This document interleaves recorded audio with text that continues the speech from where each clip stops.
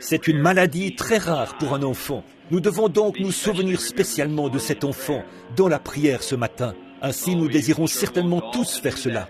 Les médecins ne savent même pas. Ils lui donnent un nom, mais je pense qu'ils n'ont fait qu'en inventer un pour désigner cela. Ils ne savent pas ce que c'était, mais Christ le sait. Je peux vous dire ce que c'est. C'est un démon. C'est vrai, le diable. Le nom qu'ils désirent lui donner, eh bien, ça les regarde. Mais voilà ce que c'est, voyez-vous, un mauvais esprit. Maintenant, tous ensemble, chantons une fois tous ensemble, crois seulement, tous en chœur maintenant. Crois seulement. Crois seulement. Tout est possible. Crois seulement.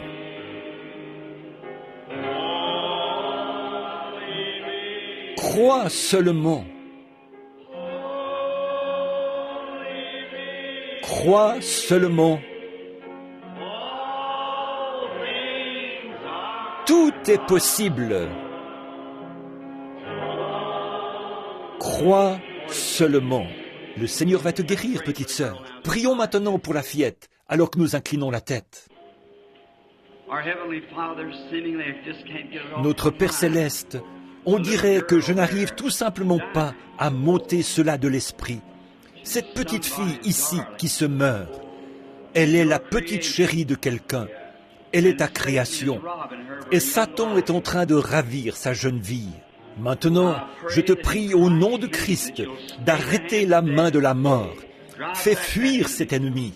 Toi, Seigneur, tu es capable de former des murailles de chaque côté de la mer Rouge et de donner aux enfants d'Israël ton héritage.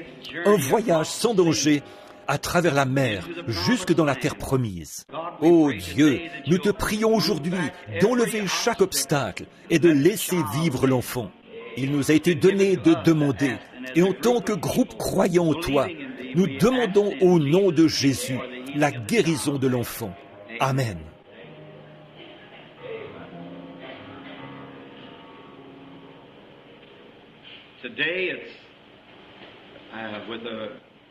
Aujourd'hui, c'est avec un cœur reconnaissant que je reviens vers vous au nom du Seigneur Jésus. Je suis rentré un peu plus tôt de Louisiane. Je pensais que si je pouvais être là avant dimanche, je pourrais avoir l'école du dimanche.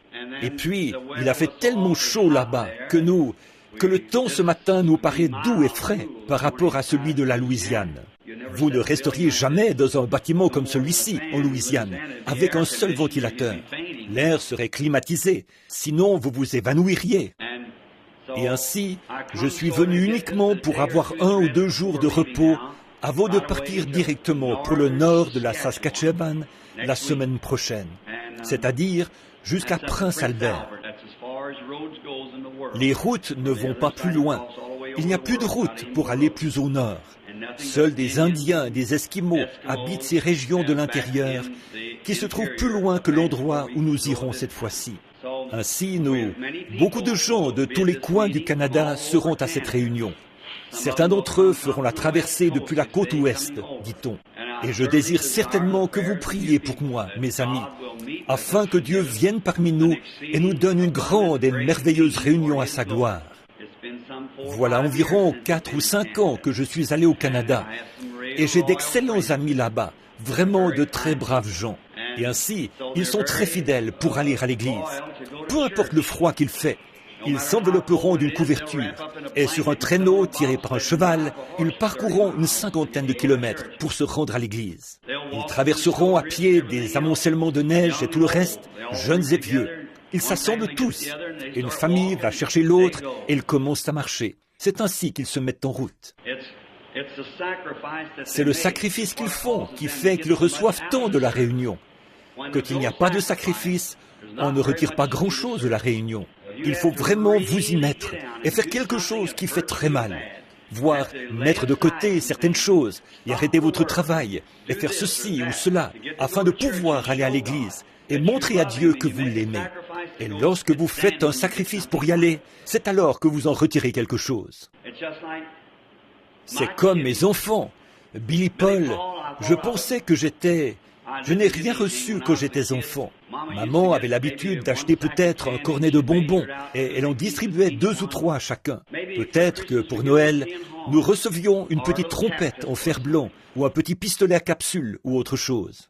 J'ai vu d'autres enfants avec des petits traîneaux, des bicyclettes, etc., de bons vêtements et des vestes chaudes, et cela me chagrinait tellement. Je disais, si jamais j'ai des enfants, je ferai tout ce que je peux pour eux. Eh bien, j'aurais été d'accord de me priver de nourriture pour acheter quelque chose à mes enfants. Et lorsque je vivais, quand Billy n'était qu'un petit garçon, je lui achetais un petit tricycle et je lui procurais tout.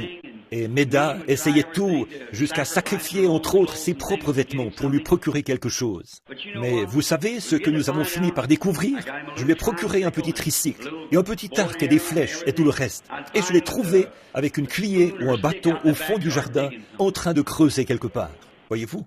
J'ai dit, les prochains ne seront pas comme ça. Voyez-vous? Si vous mettez tout dans les mains des gens, ils n'en veulent pas. Ce doit être quelque chose pour lequel on fait un sacrifice. Et le salut est ainsi. C'est un sacrifice complet. Oui, frère Roy, c'est un sacrifice que vous devez faire chaque jour. Quelque chose que vous devez faire pour vous approcher de Dieu. Je sais que c'est un sacrifice pour vous tous ce matin que d'être assis dans ce bâtiment surchauffé. Alors que nous sommes ici, songeons au plus grand sacrifice qui ait jamais été donné à l'homme de faire. Celui-là même que fit Jésus-Christ quand il fut chargé de venir sur terre pour mourir à notre place. Pas seulement ça, mais son âme descendit en enfer, et il resta 3 jours et 3 nuits. Et le 3e jour, il ressuscita et monta au ciel, s'assit à la droite de Dieu, intercédant pour nous qui confessons son sacrifice expiatoire et sa grâce qui nous ont été offerts. Eh bien, là-bas au nord, là où nous allons, il y aura beaucoup de gens très pauvres, vraiment pauvres, qui seront contraints de vendre une de leurs vaches, 2 ou 3 de leurs brebis ou quelque chose d'autre pour pouvoir venir à la réunion. Le vieil Esquimau apportera probablement certaines de ses peaux dont il avait besoin en fait pour sa famille et les vendra pour venir. Le marchand indien devra faire la même chose. Maintenant, nous pouvons au moins prier pour ces personnes, n'est-ce pas? Et nous prions que Dieu leur donne une grande chose. Maintenant, il fait chaud. Je ne veux pas vous garder longtemps. Et je veux ce matin, juste avant de prier pour les malades, que nous fixions notre attention sur l'Église et sa condition.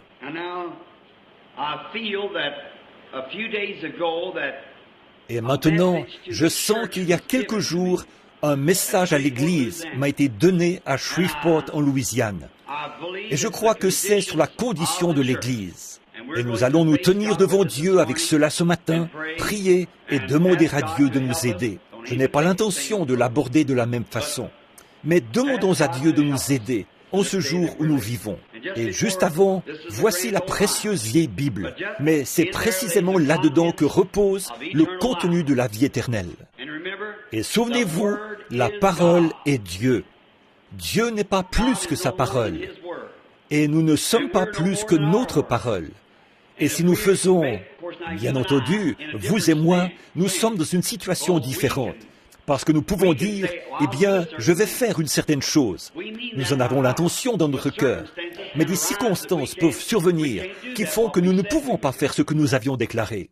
Mais Dieu ne peut pas faire cela, parce qu'il est infini, et il connaît toutes choses, tout ce qui a jamais été et tout ce qui sera.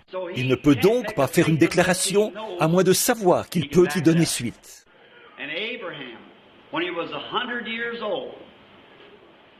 Et lorsqu'il eut 100 ans, Abraham appela les choses qui n'étaient pas comme si elles étaient. Je dis maintenant ceci pour encourager ceux pour lesquels on va prier, les malades. Abraham appela les choses qui n'étaient pas comme si elles étaient, considérant que celui qui avait fait la promesse était capable d'accomplir ou de garder ce qu'il avait promis. Or, lorsque Dieu dit à Abraham, alors qu'il avait 75 ans et que Sarah en avait 65, qu'ils allaient avoir un bébé, eh bien, c'était absolument impossible. Mais il crut cela, attendit le bébé, le considérant comme s'il était là, et cela pendant les 25 ans qui précédèrent sa naissance. Abraham avait 100 ans quand le bébé naquit, et Sarah en avait 90, parce qu'il le crut et appela les choses qui ne sont pas comme si elles étaient. Maintenant, cela s'adresse aux malades et aux affligés qui désirent qu'on prie pour eux. Peu importe ce que sont vos ennuis, que vous soyez, quel que soit le genre de maladie que vous ayez, et quelle qu'en soit la gravité, lorsque vous acceptez Christ, sa parole, alors vous appelez les choses qui sont comme si elles n'étaient pas, si celles-ci s'opposent à la parole de Dieu. Or, Dieu a dit, la prière de la foi sauvera le malade. Eh bien, si Dieu a dit cela, la question est réglée. Alors, pensons, espérons, agissons comme si c'était déjà accompli. C'est déjà terminé quand nous l'acceptons. Il en est de même du salut. Nous le croyons, nous l'acceptons, nous le croyons dans nos cœurs. Nous nous approchons de Dieu et acceptons Christ comme notre sauveur personnel. Nous l'acceptons. Si vous êtes ici ce matin et que vous êtes un pécheur, que vous n'êtes pas sauvé et que vous désirez être guéri, que vous êtes malade, cherchez premièrement le Seigneur. Acceptez-le comme votre sauveur. Alors cette maladie s'en ira. Quoi qu'il en soit, concentrez simplement toute votre pensée pour tout ce que vous avez sur l'homme complet, Jésus-Christ. Tout le reste ira bien. Ainsi, maintenant, gardez cela à l'esprit, parce que j'ai dit ces quelques mots à l'intention de ceux qui sont malades et affligés. Donc ce matin, je vais parler à l'Église de sa condition, car je ressens que, bien que la guérison divine soit merveilleuse, lorsque j'étais à Shreveport, j'ai eu seulement 3 services de guérison là-bas, 3 ou peut-être 4 tout au plus, sur les 11 jours. C'est plus essentiel de prêcher aux âmes des hommes que de consacrer autant de temps à la guérison divine. Bien que les gens qui sont malades et nécessiteux, Dieu peut les guérir, et il a déjà été prouvé dans le monde entier qu'il le fait. Mais l'essentiel maintenant est pour l'âme, qui, elle, ne mourra jamais. Le corps mourra, mais l'âme ne mourra jamais. Et nous devons garder cela de niveau et d'aplomb avec Dieu. J'ai souvent dit ceci, je désire que tout soit fait. Parce que lorsque je descendrai à la rivière ce matin-là, je ne désire pas avoir d'ennui là-bas. Je désire avoir mon billet à la main, en attendant qu'on appelle mon nom. Et je désire pouvoir dire, comme Paul autrefois, frère Creech, que je le connais de la puissance de sa résurrection. Et que, lorsqu'il m'appellera d'entre les morts, je sortirai. Je désire le connaître dans la puissance de sa résurrection. Donc maintenant, lui qui est l'auteur du livre, inclinons nos têtes et nos cœurs devant lui, juste un instant. Ô Dieu, notre Père, nous venons maintenant à toi pour te demander d'ouvrir ta parole pour nous. Nous pourrions en tourner les pages, mais seul le Saint-Esprit peut ouvrir la parole. Ainsi, ouvre-la pour nous ce matin, Père, et donne-nous la richesse abondante de ta grâce. Nous nous attendons à toi, et puisse le Saint-Esprit entrer dans la parole, et à travers des lèvres humaines, la donner aux cœurs humains. Et puisse-t-il la prendre et la placer dans chaque cœur exactement selon nos besoins. Et quand les services seront terminés, et que nous nous apprêterons à rentrer chez nous, nous inclinerons humblement nos têtes, te rendrons grâce et te louerons pour tout ce que nous aurons appris de toi et pour ce que tu auras fait pour nous. Nous le demandons au nom de Christ. Amen.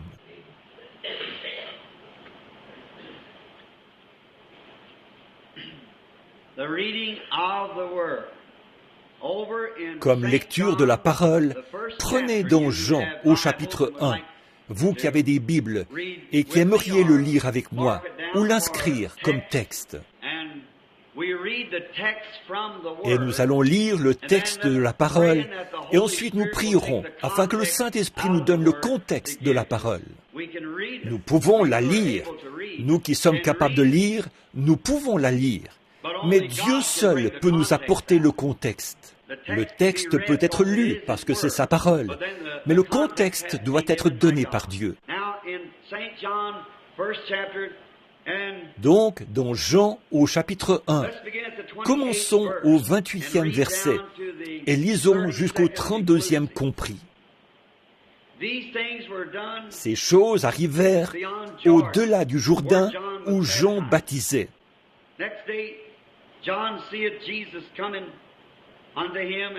Le lendemain, il voit Jésus venant à lui et il dit, « Voilà l'agneau de Dieu qui ôte les péchés du monde.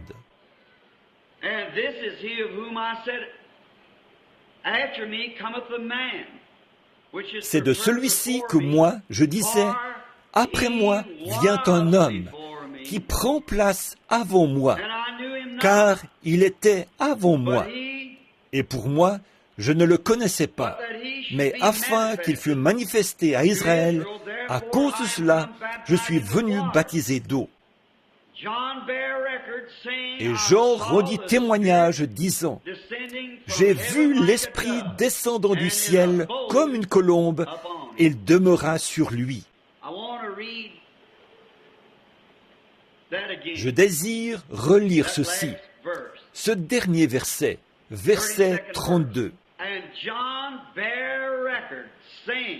Et Jean rendit témoignage, disant, « J'ai vu l'Esprit descendant du ciel comme une colombe, et il demeura sur lui. » Maintenant, que le Seigneur ajoute ses bénédictions à la parole. Je désire que vous essayiez de saisir chaque mot si vous le pouvez. Pouvez-vous m'entendre très bien tout au fond? Très bien. Pouvez-vous m'entendre là-bas derrière? Si vous le pouvez, levez la main. C'est bien.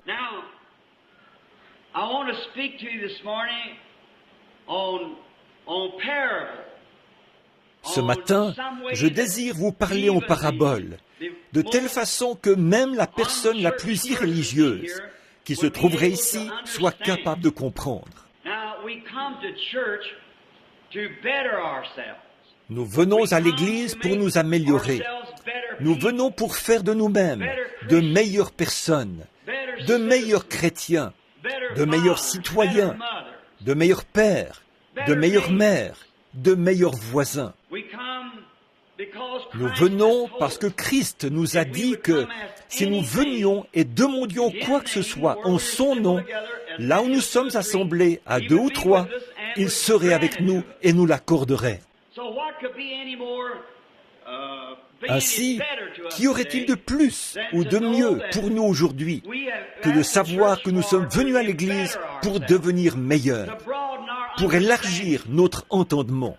Et combien pourraient dire, c'est la raison pour laquelle je suis ici? Voyons un peu. Je désire une meilleure compréhension.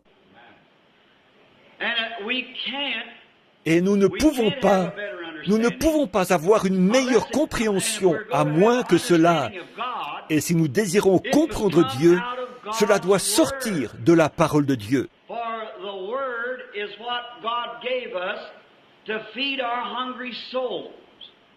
Parce que la parole est ce que Dieu nous a donné pour nourrir nos âmes affamées. Et le Saint-Esprit a été envoyé pour prendre la parole de Dieu et pour nous nourrir par la parole. Voyez-vous?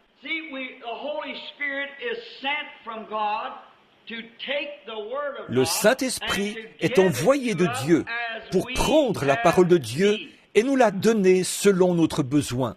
Eh bien, je suis si heureux que Dieu ait pourvu de cette façon, pas vous, qu'il nous nourrirait. Nous sommes les brebis de son pâturage. Nous allons parler de cela dans quelques instants. Les brebis. Et nous sommes l'être train de Dieu. Et lorsqu'il peut avoir le contrôle total de nous, il peut nous conduire et nous guider.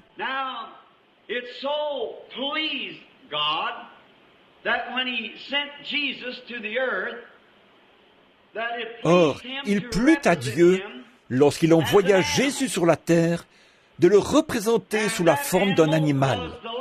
Et cet animal était l'agneau.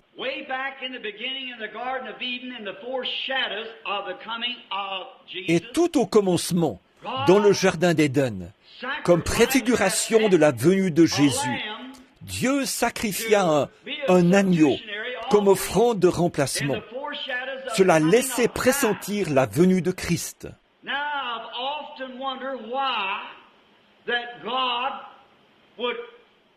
Je me suis souvent demandé pourquoi Dieu typifia Christ par un animal, par une bête.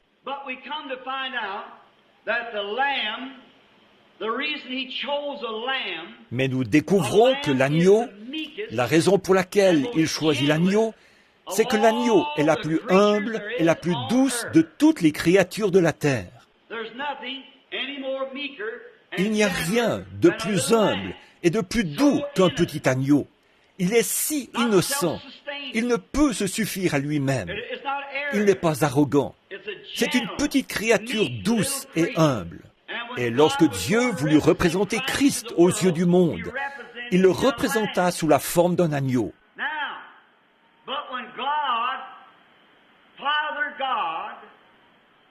Mais lorsque Dieu le Père, Jéhovah, voulut se représenter lui-même depuis les cieux, il fut représenté sous la forme du plus doux et du plus humble de tous les oiseaux du ciel, la colombe.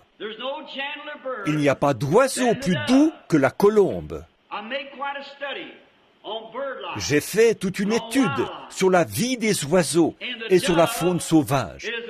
Et parmi tous les oiseaux qui peuvent voler dans le ciel, la colombe est un oiseau très singulier. La colombe est une amoureuse. Une colombe est douce. Et une colombe n'a pas de bile. C'est le seul oiseau de toute l'espèce volatile qui n'ait pas de bile.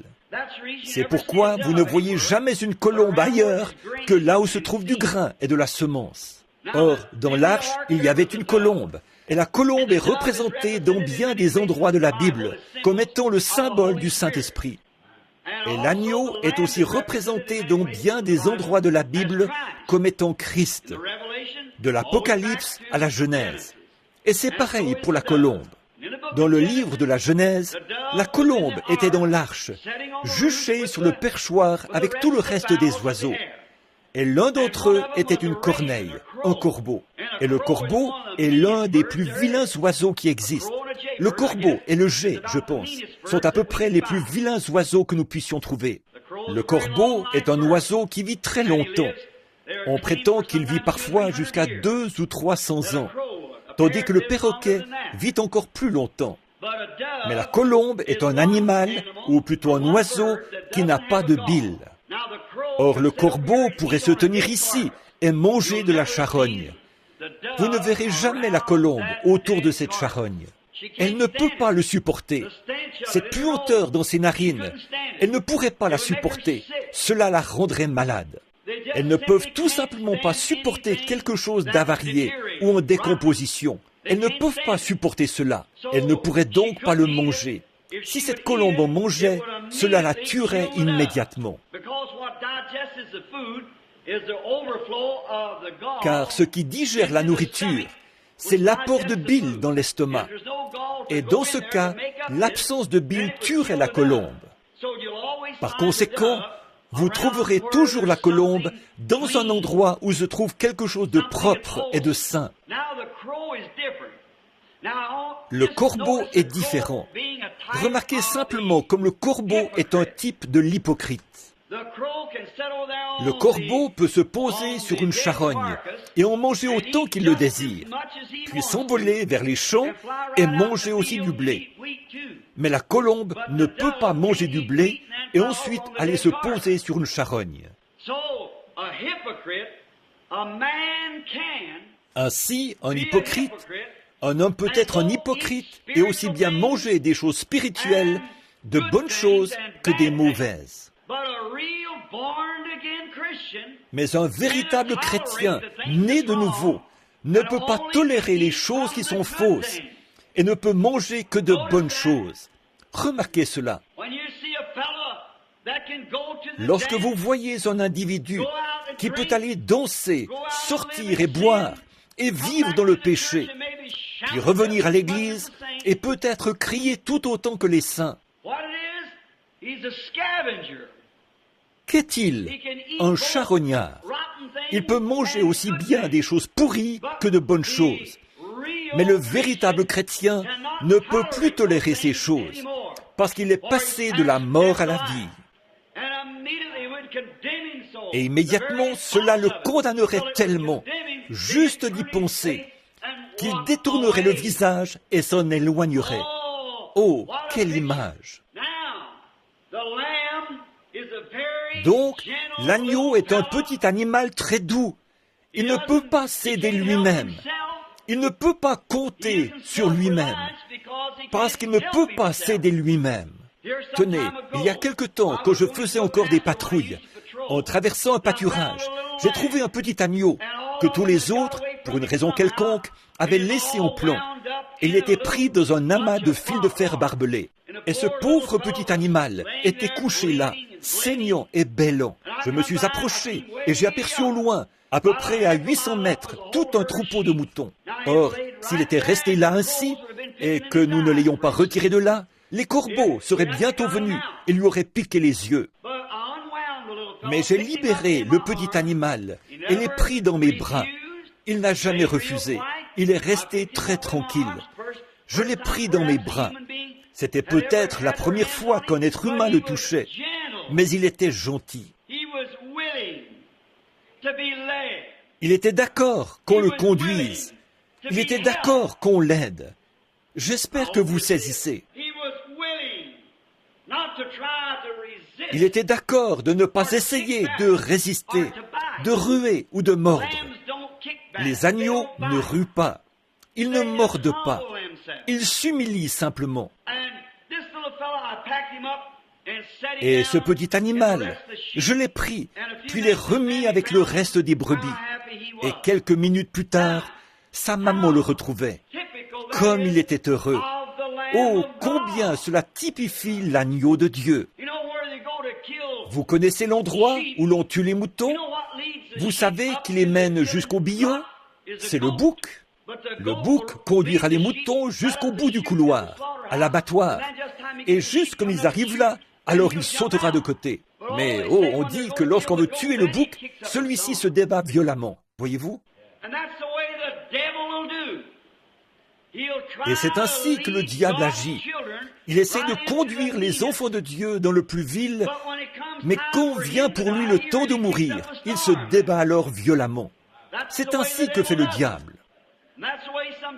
Et c'est ainsi parfois qu'une fille chic ou qu'un jeune galopin avec un paquet de cigarettes ou une bouteille de whisky détournera une jeune fille qui est un agneau, la petite pouliche de quelqu'un, et l'amènera dans le mal. Oh, ça va, il n'y a rien dans toutes ces histoires de sainte nitouche concernant l'Église. Mais laissez une fois la mort frapper ce garçon-là. Vous l'entendrez crier et vociférer dans toute la région. Et c'est ainsi qu'agit le diable. Mais un agneau est si doux qu'il peut être conduit. Et c'est la raison pour laquelle Dieu a représenté Christ comme l'agneau et qu'il s'est représenté lui-même comme la colombe.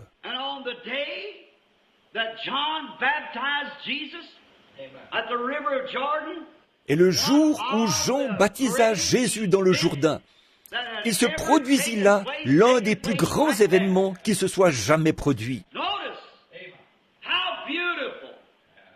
Remarquez comme c'est beau, l'agneau, le plus doux de toutes les créatures de la terre, et la colombe, le plus doux de tous les oiseaux du ciel. Or, c'est là le seul moyen par lequel ils aient jamais pu être unis. C'est la seule manière permettant à la colombe de venir sur l'agneau. Or, lorsque la colombe descendit, Jean vit Jésus et dit, « Voici l'agneau de Dieu qui ôte les péchés du monde. » Et Jean dit, « Et je rends témoignage, voyant l'Esprit de Dieu comme une colombe, descendre et demeurer sur lui. » Alléluia! Vous y êtes! La colombe et l'agneau unis ensemble.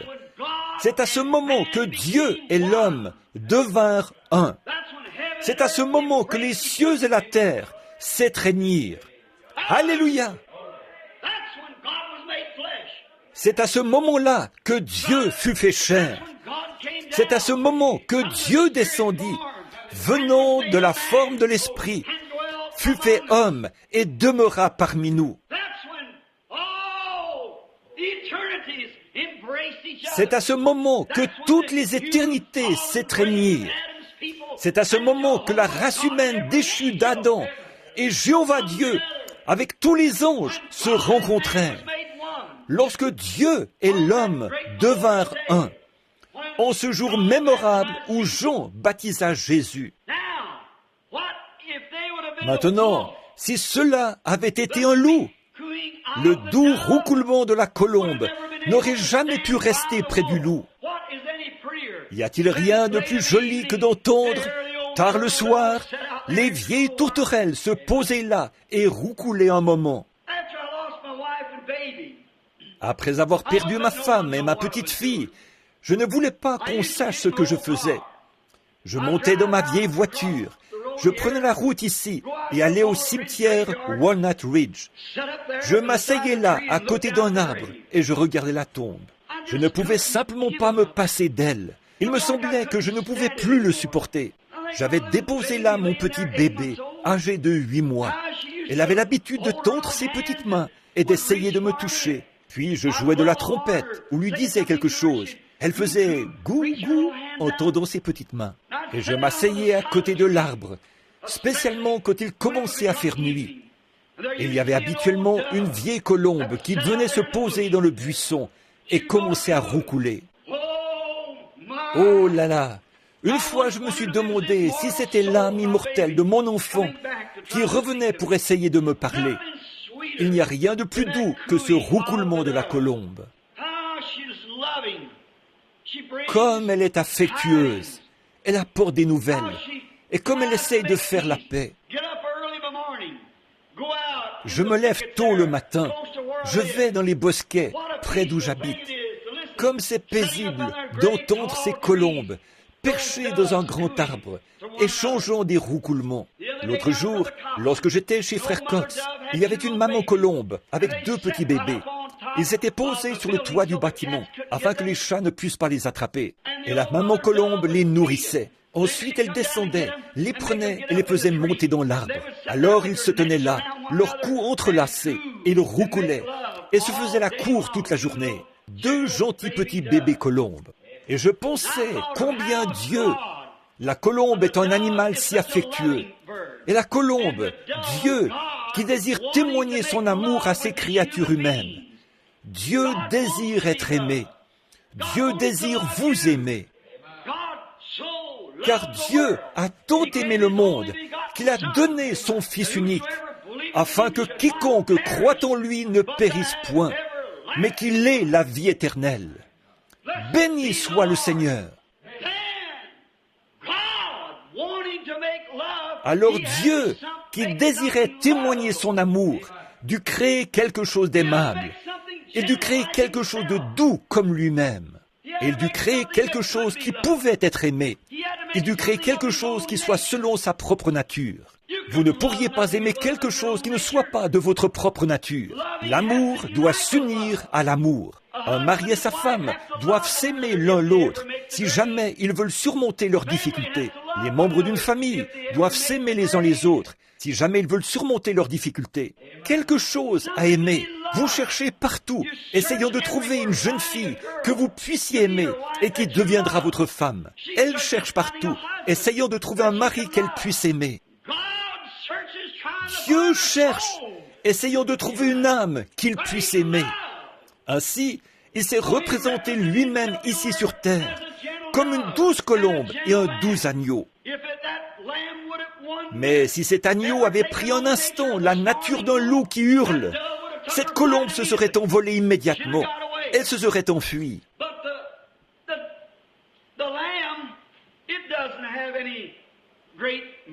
Mais l'agneau ne possède pas une grande intelligence. L'agneau est un animal qui, une fois égaré, est désespérément égaré. Une brebis ne peut pas retrouver son chemin. C'est la raison pour laquelle le bouc l'a conduit à sa mort. Ainsi, une brebis égarée ne peut pas retrouver son chemin. C'est la raison pour laquelle Dieu nous compare à des brebis. Lorsque nous sommes perdus, nous sommes perdus. Il n'y a pas moyen pour nous de nous retrouver. Le seul moyen qu'il y a, c'est de nous soumettre au berger du troupeau et le laisser nous conduire. Maintenant, je remarque cet agneau et cette brebis ensemble, que l'agneau et la colombe ensemble plutôt. Ils faisaient un. Ensuite, observez comment la colombe conduisit l'agneau, le Fils de Dieu. Comme il était doux, sachant qu'il allait à l'abattoir. Comme il était doux, sans jamais rien faire de lui-même, n'essayons pas de se suffire à lui-même. Il dit, je ne fais rien avant que le Père me le montre premièrement, et le Père demeure en moi. Il y a autre chose qui caractérise l'agneau. L'agneau consent volontiers à renoncer à ses droits. Or, Dieu désire que nous soyons des agneaux. Mais si souvent, nous ne voulons pas renoncer à nos droits, abandonner nos droits. Il y en a tant parmi vous qui disent, « Eh bien, j'ai des droits, frère Branham. » C'est vrai. Mais êtes-vous prêt à renoncer à vos droits? Êtes-vous d'accord d'abandonner vos droits afin que Dieu puisse vous conduire? C'est ce qui arrive avec nos églises aujourd'hui, dans leur grande majorité. Alors que la douceur de l'agneau de Dieu, nous sommes censés être des agneaux, mais nous sommes devenus tout sauf des agneaux. Et c'est pour cette raison qu'aussitôt que nous prenons cette attitude, la colombe du Saint-Esprit prend son envol et s'en va. Si l'agneau de Dieu s'était mis à hurler comme un loup, ou avait fait quoi que ce soit de contraire à ce que la douce colombe lui aurait permis de faire, la colombe aurait pris son envol et serait partie en l'espace d'une minute. Et c'est la raison pour laquelle, aujourd'hui, nous nous demandons ce qui se passe avec l'Église pentecôtiste. C'est que nous avons pris une nature différente. Nous avons pris cette nature qui dit, nous réclamons nos droits. Nous allons faire ce que nous savons être juste. Et nous devenons arrogants. Nous devenons hostiles.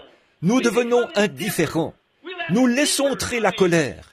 Nous laissons entrer l'égoïsme. Un agneau, lorsque vient le temps, la laine qu'il a est à lui. Il y a droit. Sa laine lui appartient. Mais on prend cet agneau, on le met sur le billot et on lui attache les pattes. Il ne rue jamais. Il ne fait pas d'histoire. Vous lui retirez tout simplement ses droits parce que c'est un agneau. Il ne peut rien faire d'autre parce que c'est sa nature. Mais mettez-vous une fois en travers du chemin d'un chrétien. Vous découvrirez si c'est un agneau ou un bouc. Vous saurez ce qu'il est. Contrariez-le une fois. Et c'est la raison pour laquelle aujourd'hui, nos églises sont dans la condition où elles sont. Nous nous sommes appelés agneaux de Dieu. Les femmes et les hommes, ensemble, ont commencé à agir n'importe comment, sauf comme des agneaux de Dieu.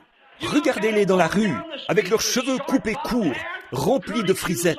Et il y a seulement quelques années, vous n'auriez pas pu leur faire cela, même en les payant. Et alors, vous vous demandez pourquoi l'Église est dans une telle condition.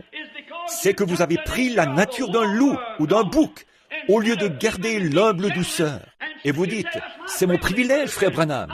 Je sais que c'est votre privilège. Les coiffeurs coupent les cheveux. Et aussi longtemps que les coiffeurs couperont les cheveux, n'ai-je pas le droit? C'est juste. C'est votre privilège américain. Mais êtes-vous prête à l'abandonner pour être un agneau? Êtes-vous prête à vous soumettre? Et vous, les femmes, il n'y a pas longtemps, vous descendiez la rue. C'est ridicule de voir la façon dont les femmes s'habillent aujourd'hui. Et je ne parle pas des presbytériennes et des méthodistes. Je parle de vous, femmes de la sainteté. Vous descendez la rue et c'est... J'ai une petite croix suspendue à l'avant de ma voiture. Et quelqu'un m'a dit, « Billy, tu sais que c'est un emblème catholique ?» J'ai dit, « Quand les catholiques ont-ils pris une option sur la croix ?» Jamais. Ce n'est pas un emblème de la foi catholique. C'est l'emblème de la foi chrétienne. La foi catholique est un petit saint mort, une Marie ou un certain mort qu'ils adorent. Nous n'adorons pas les morts. Nous n'adorons pas Sainte Cécile et tous ces différents saints. C'est du catholicisme, lequel est une forme élevée de spiritisme. Mais la croix représente celui qui mourut et ressuscita. Et j'ai dit, je la garde là, devant moi. Quand je regarde dans la rue, il y a 25 ou 30 ans, lorsque j'étais presque aveugle, j'ai promis à Dieu que, s'il guérissait mes yeux, je regarderais ce qui est correct. Et j'ai dit, partout où vous regardez, il y a tant d'impiété. Des femmes à moitié vêtues et des femmes nues, étendues sur leur pelouse. Alors, je regarde la croix au lieu de regarder cela.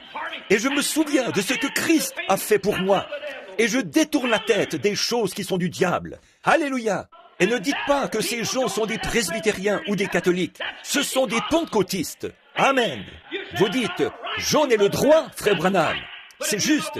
Mais si vous étiez un agneau, vous abandonneriez vos droits. Et lorsque vous agissez ainsi, le Saint-Esprit, ces 12 colombes, s'envolent aussitôt.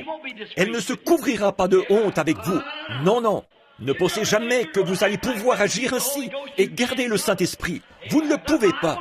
C'est ce que dit la Bible. Vous devez abandonner vos... Eh bien, dites-vous, le reste des femmes le fait bien. Et vous les hommes, vous pauvres mollusques, vous espèces de poules mouillées, qui laissez vos femmes faire une chose pareille. Cela montre de quoi vous êtes fait. C'est la raison pour laquelle vous n'avez pas le Saint-Esprit comme vous affirmez l'avoir. Sinon, vous auriez assez de cran pour la faire agir comme une dame, en tout cas aussi longtemps qu'elle vivra avec vous. Amen. Cela semble démodé et tranchant, mais c'est de ça que l'Église a besoin aujourd'hui. Un lavage du Saint-Esprit à l'ancienne mode. Elle a besoin d'être étendue, séchée et repassée par le Saint-Esprit. Certainement. Regardez dans quelles conditions le monde s'est enfoncé. Comment ils sortent dans la rue et font toutes ces choses. Comment vous collez votre nez contre la télévision le mercredi soir au lieu d'aller à l'église. Comment vous... Eh bien, il n'y a pas un enfant dans le pays qui ne connaisse bien David Crockett. Et ce vilain mensonge qui dit qu'à l'âge de 3 ans, il tua un ours. Vous savez que c'est un mensonge, mais vous laissez vos enfants se remplir la tête de toutes ces choses. Alors qu'il n'y en a pas 1% qui connaissent quelque chose à propos de Jésus-Christ. C'est parce que ce monde est devenu si pollué, cette nation est si ridicule et si éloignée de Dieu. Elle a rejeté le Saint-Esprit. Oh, dites-vous, je vais à l'église et je crie.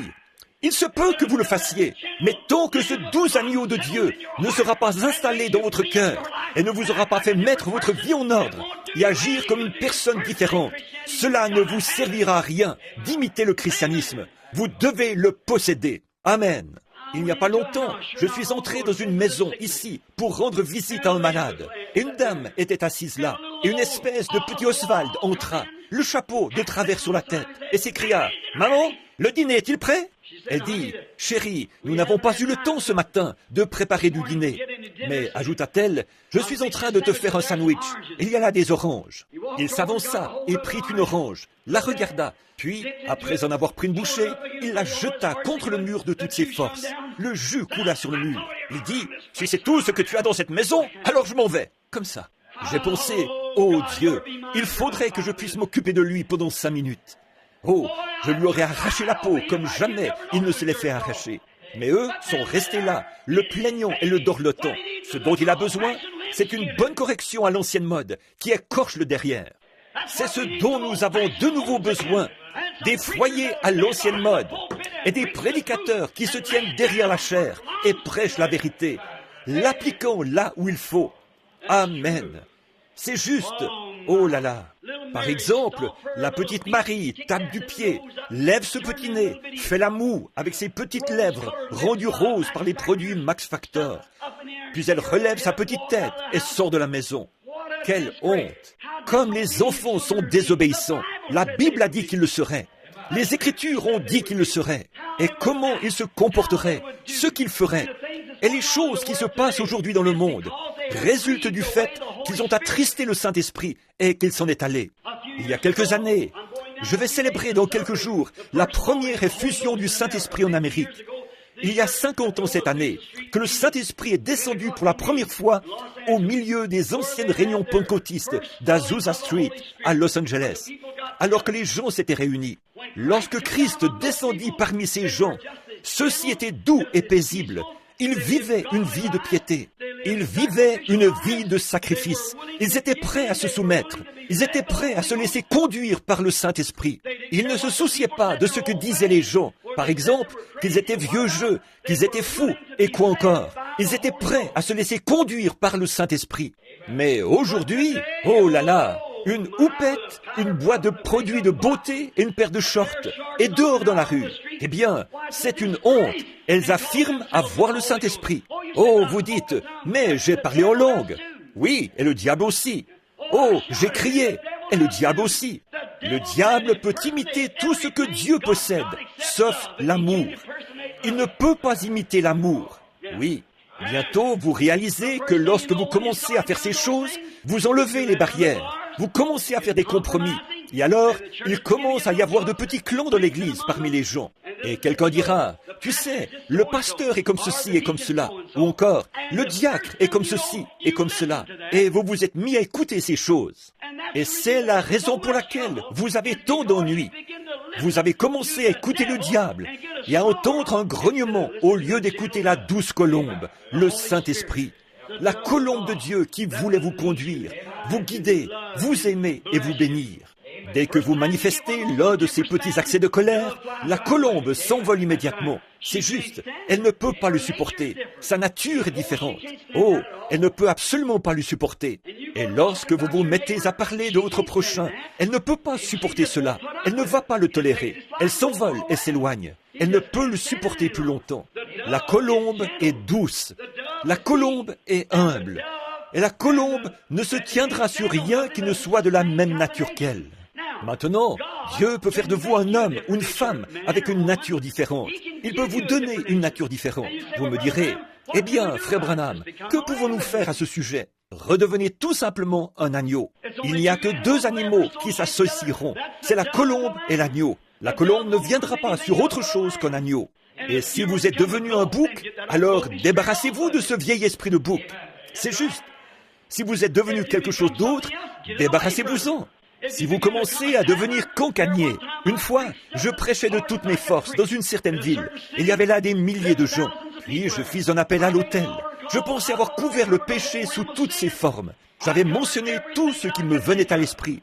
Ce soir-là, une fois le service terminé, une femme, l'air bien prude, passa près de moi et me dit, « Eh bien, frère Branham, je suis vraiment contente que vous ne m'ayez pas touché ce soir. » Je pensais, eh bien, ce doit être une vraie chrétienne. Elle me dit, vous ne m'avez pas touché ce soir. Je dis, eh bien, cela me fait plaisir d'entendre cela, madame. Vous devez être proche du royaume de Dieu. Puis elle s'éloigna sur la pointe des pieds.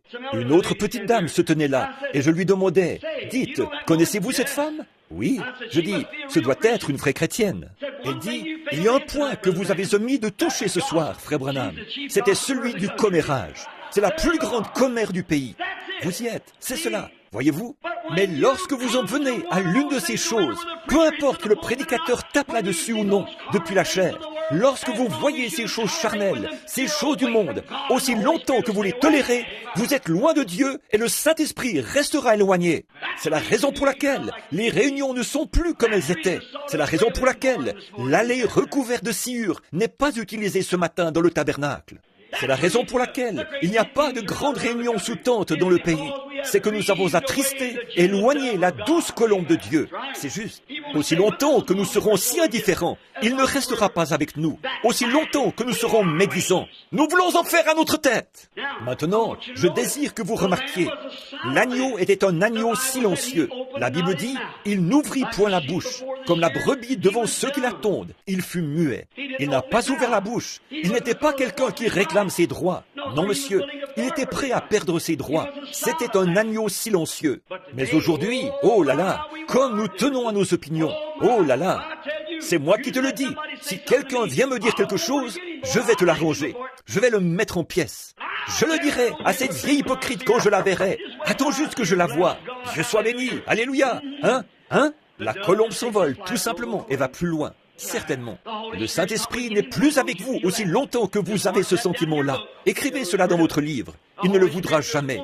Le Saint-Esprit ne se tiendra pas là où il y a cette sorte d'esprit. Il faut que ce soit un esprit d'agneau, un esprit doux. Sinon, il ne restera pas, tout simplement. Si ce n'est pas doux et humble, conduit par le Saint-Esprit, et si quelque chose survient, il ne le remarque même pas. Il continue simplement son chemin. Voyez-vous? Et à l'instant même où l'on se détourne, vous savez, c'est l'heure.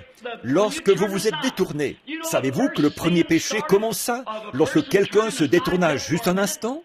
Saviez-vous cela? La Bible dit, Ève se détourna juste un moment pour entendre ce que Satan avait à lui dire. Et il lui dépeignit un si joli tableau qu'elle pensa réellement que c'était la vérité. Elle l'écouta. Et la seule chose que le diable veut que vous fassiez, c'est simplement que vous vous détourniez quelques instants. Il peut vous peindre un tableau et vous dire alors, regarde un peu ici, tu sais, frère, tu sais, sœur, s'ils étaient des gens corrects, ils ne feraient pas ceci. S'ils faisaient simplement ceci, tu sais, il peut vous le présenter avec un tel réalisme que cela devient une réelle vérité. Certainement. Mais souvenez-vous, c'est le diable. peu m'importe le niveau de leur bassesse, jusqu'où ils se sont enfoncés dans le péché. C'est votre devoir de les entourer de vos bras et de les relever par l'amour de Dieu. Où étiez-vous lorsque la colombe de Dieu vous a retiré du bourbier? C'est votre devoir, mes amis. Ce monde se meurt par manque d'un petit peu d'amour. Je désire que vous observiez cet animal aussi, ce petit animal. C'était un agneau silencieux, parce qu'il n'a pas, lorsqu'il fut injurié, il ne rendit pas les injures. Il n'a pas invectivé et fait toutes sortes de désordres. Il ne s'est pas mis dans tous ces états. Il ne l'a pas fait. Quand quelqu'un, lorsqu'il fut injurié, il ne rendit pas les injures. Il n'ouvrit point la bouche. Mais que quelqu'un vous fasse quelque chose à vous, ou à moi, oh là là, nous éclatons comme un crapaud qui mange de la chevrotine. Nous nous gonflons comme une vieille oie. Eh bien, je te dis tout de suite, s'il me marche encore comme ça sur les pieds, je ne retourne plus jamais dans cette vieille église. Non, monsieur, Dieu soit béni. Alléluia. Les Nazaréens me recevront. Les pèlerins de la sainteté m'accepteront. Alléluia. Je n'ai plus à le faire. Très bien, la colombe s'envole. Tu sais quoi? Si ce vieil hypocrite fréquente cette église-là, eh bien, je n'y retournerai plus jamais. Dieu soit béni, je n'irai plus. Et lorsque cette chose vous frappe, ce vieux loup qui gronde, la colombe s'envole. C'est vrai. Alors le Saint-Esprit n'est plus là. Ensuite, vous vous demandez ce qui se passe avec vous. Vous vous demandez ce qui se passe avec l'Église. Vous vous demandez ce qui se passe avec vous. Pourquoi n'avez-vous plus la victoire que vous aviez? Vous avez changé de nature. Vous êtes devenu un bouc au lieu d'un agneau. Vous êtes devenu autre chose qu'un agneau. Vous devez recevoir ce véritable esprit de douceur. Que le Saint-Esprit me conduise n'importe où. Ô Dieu, j'aime chaque pécheur, où qu'il soit. Si de tels sentiments s'installent dans votre cœur, alors vous verrez quelque chose se produire. Votre âme, vous me direz, eh bien, frère Branham, y a-t-il une solution à cela? Oui, devenez simplement un agneau, c'est tout. Eh bien, frère Branham, j'ai rencontré une jeune dame l'autre soir, à Shreveport. Billy et moi sommes allés quelque part manger un sandwich après le service. Une belle jeune femme entra là, probablement une jeune fille de 20 ans ou à peu près. Elle était bien habillée. Elle s'est assise et j'ai remarqué qu'elle regardait continuellement dans notre direction. J'ai simplement continué à manger. Quelques instants plus tard, une dame est entrée. Elle a dit « Bonsoir » en s'adressant à elle. Et je sais que cette dame était sœur Davis, de là-bas. Elle, ainsi qu'une autre dame du Life Tabernacle. Je les connais bien. Elle est venue vers moi, m'a parlé un peu et a continué son chemin. Alors, la jeune dame qui était assise en face de nous a dit « Frère Branham, c'était un beau message ce soir. » J'ai dit « Bonsoir, sœur. Merci beaucoup. » J'ai ajouté « Êtes-vous membre du Life Tabernacle ?» Elle a répondu « Oui. » Vous savez, frère Branham, dit-elle, j'aurais pu chanter dans la chorale, mais ils ont une certaine restriction là-bas. Elle a ajouté « Oh, j'ai fait tant d'années de chant et tout. J'ai chanté des solos et certaines choses. Mais je n'ai pas pu chanter parce qu'ils ne permettent pas qu'une femme maquillée chante dans la chorale. » J'ai dit « Eh bien, gloire à Dieu pour le Life Tabernacle. » Elle a dit « Mais je vous assure, frère Branham, je suis une chrétienne. » J'ai dit « Alors, sœur, rentrez chez vous et lavez-vous le visage. » J'ai ajouté « Voulez-vous me dire par là que vous laisseriez une chose insignifiante comme porter un peu de cette affaire sur votre visage? Maintenant, je peux vous prouver que cela vient du diable. Je peux vous prouver qu'il n'y a rien dans... À l'origine, c'était païen. Et tant que vous en portez, c'est une marque de paganisme. Je viens de rentrer d'Afrique. Je suis allé dans la jungle des Hottentots et j'ai découvert exactement d'où proviennent les boucles d'oreilles et toutes ces choses. Cette quantité de bijoux que vous vous mettez autour du cou et à vos oreilles, etc. J'ai découvert d'où cela provient. Cela vient des païens. Et la Bible ne veut pas qu'un chrétien soit un païen. Et vous ne voulez pas. Je ne dis pas que vous êtes païen parce que vous le faites, mais vous en donnez l'apparence. C'est parce que votre pasteur ne vous a pas dit la vérité. La Bible le dit. Et maintenant, vous dites, « Frère Branham, je trouve que si je porte les cheveux courts, cela me donne de la fraîcheur. » C'est vrai. Mais si vous portiez les cheveux longs, cela vous donnerait encore davantage de fraîcheur. Vous pourriez les enrouler et ainsi dégager complètement votre nuque. Et cela serait correct. Eh bien, vous savez ce que la Bible dit? Qu'un homme a le droit de répudier sa femme et de divorcer d'elle si elle se coupe les cheveux. Si elle se coupe les cheveux, cela montre qu'elle lui est infidèle. La Bible dit, 1 Corinthiens 12, voyez si cela n'est pas juste. Une femme qui se coupe les cheveux déshonore son chef, qui est son mari. Si elle est peu honorable, il faudrait divorcer d'elle et s'en éloigner. C'est juste. Mais, voyez-vous, les pasteurs ne vous disent jamais ces choses-là. Et c'est la raison pour laquelle vous agissez ainsi. Et les hommes, la Bible dit, Tenez, il n'y a pas longtemps, quelqu'un m'a écrit et m'a dit, « Frère Branham, à propos de ces blues qu'ont les femmes, eh bien il est difficile de trouver encore des blues. Alors serait-il correct pour nous chrétiennes de porter celles qui sont en dacron, nylon ou quelque chose ainsi ?» J'ai répondu, « Écoutez sœur, laissez-moi vous dire une chose à ce sujet. Une chose est certaine, vous pouvez faire ceci. Si vous ne pouvez pas en acheter une, on vend toujours des machines à coudre. Vous pouvez donc en confectionner. » J'ai dit, c'est vrai, pour le faire paraître juste, vous savez, je crois que cela ne fait qu'exprimer ce qui est dans votre cœur. Votre façon de faire, ou la façon dont vous agissez, montre ce qui est en vous. C'est la raison pour laquelle il y a tous ces grognements, ces chichis et ces médisances, et toutes ces histoires dans l'Église. C'est ce qui divise l'Église. Cela montre que le diable est entré en vous, et que le Saint-Esprit vous a quitté. Or, je sais que chez certains d'entre vous, ces paroles font l'effet d'une raclée, mais il doit en être ainsi. Il le faut. C'est la raison pour laquelle je dis ceci. Non pour paraître intelligent ou pour faire le malin, mais pour vous dire où est le problème. Car un jour, j'aurai à comparaître et à répondre de vous. Ainsi donc, votre comportement, la façon dont vous agissez, montre ce que vous êtes. Si vous avez un vieux tempérament colérique qui sort de ses gonds pour presque rien, et que vous vous amenez et faites des histoires, critiquez et dites des vulgarités et des choses ainsi, cela montre d'où ça vient. Alors, il n'y a qu'une chose à faire. Retirez cette chose de là, et la colombe reviendra dans votre cœur. Lorsque la colombe sortit de l'arche, on l'a mis dehors, mais elle revint et frappa à la porte de l'arche, jusqu'à ce que Noé la laisse entrer. Le Saint-Esprit est ici, le Saint-Esprit désire entrer. C'est la raison pour laquelle aujourd'hui, le Saint-Esprit, il ne vous a pas quitté pour toujours. Il est seulement perché là-dehors, sur la branche d'un arbre quelque part, prêt à revenir et à entrer en vous, et à vous donner l'amour, la paix et la joie que vous aviez. Certainement, il est prêt à le faire, il désire le faire, il est impatient de le faire, mais vous ne voulez pas le laisser faire. Maintenant, je ne m'adresse pas à vous qui êtes de l'extérieur. Je ne sais pas ce que votre pasteur... Je parle au Branham Tabernacle. Je ne parle pas à vous qui venez d'autres églises. Je parle au Branham Tabernacle. C'est ce qui se passe ici. C'est ce qui fait que la colombe s'envole, que quelqu'un commence un petit quelque chose dans l'église. Et tout de suite, quelqu'un dira, « Oh, vraiment? Oh, vous ne voulez pas dire que... » À ce moment, le Saint-Esprit s'envole. Il ne peut tout simplement pas supporter cette sorte d'esprit. Dès que la nature de l'agneau vous quitte, alors le Saint-Esprit s'en va, certainement. Et c'est ce qui se passe aujourd'hui. C'est la raison pour laquelle les gens sont dans une telle condition. C'est parce qu'ils laissent le faux esprit entrer dans leur cœur, dans leur vie. Or, c'est la raison pour laquelle nous avons... La Bible dit que c'est la raison pour laquelle il y a tant de malades et d'affligés parmi nous. C'est à cause de pareilles choses. Nous devons être doux, nous devons être paisibles, nous devons être un agneau, afin que la colombe puisse demeurer avec nous. Maintenant, souvenez-vous, la colombe viendra. Vous dites, « Oh, frère Branham, ne me dites pas que je n'ai jamais reçu le Saint-Esprit. Alléluia! Un soir là-bas, oh, lorsqu'il entra, j'aurais pu marcher. » Certainement, c'était lui. Oh, je me sentais si bien. Il me semblait que j'aurais pu prendre chaque petit oiseau qui était dans l'arbre, le serrer contre moi et lui témoigner de l'affection. J'aurais pu mettre mes bras autour de la personne qui m'a fait le plus de mal et l'embrasser. Oh, frère Branham, si vous saviez comment je me sentais alors, certainement, c'était le Saint-Esprit.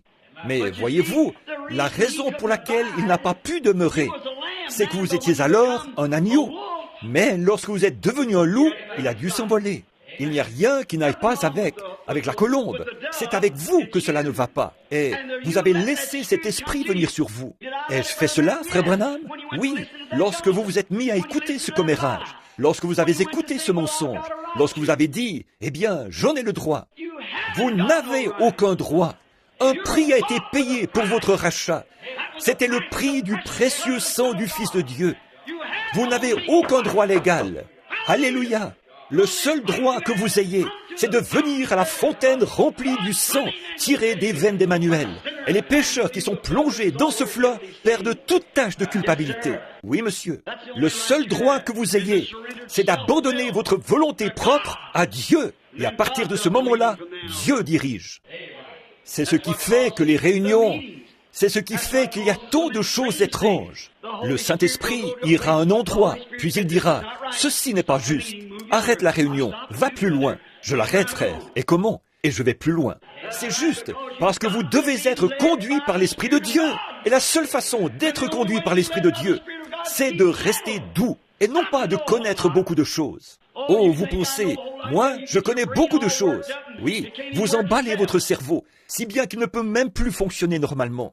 Vous connaissez tous les livres, toutes les réponses, tout le grec et tout l'hébreu, ce qui fait que la colombe n'a pas de place pour se percher. Exactement. Vous connaissez tout, ce qui fait que la colombe ne peut pas diriger, parce que vous en savez trop.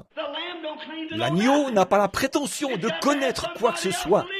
Il doit avoir quelqu'un d'autre pour le diriger. Gloire, c'est ça, il ne sait rien, amen. La seule chose que je connaisse, c'est que Jésus-Christ est mort pour me sauver. En Californie, il y avait une fois quelqu'un qui marchait avec un écriteau devant lui, disant « Je suis un fou de Christ ». Et sur son dos était écrit « De qui es-tu le fou ?» C'est juste, devenez fou aux yeux du monde, afin que vous puissiez être conduits par le Saint-Esprit. Parce que les fils et les filles de Dieu sont conduits par le Saint-Esprit.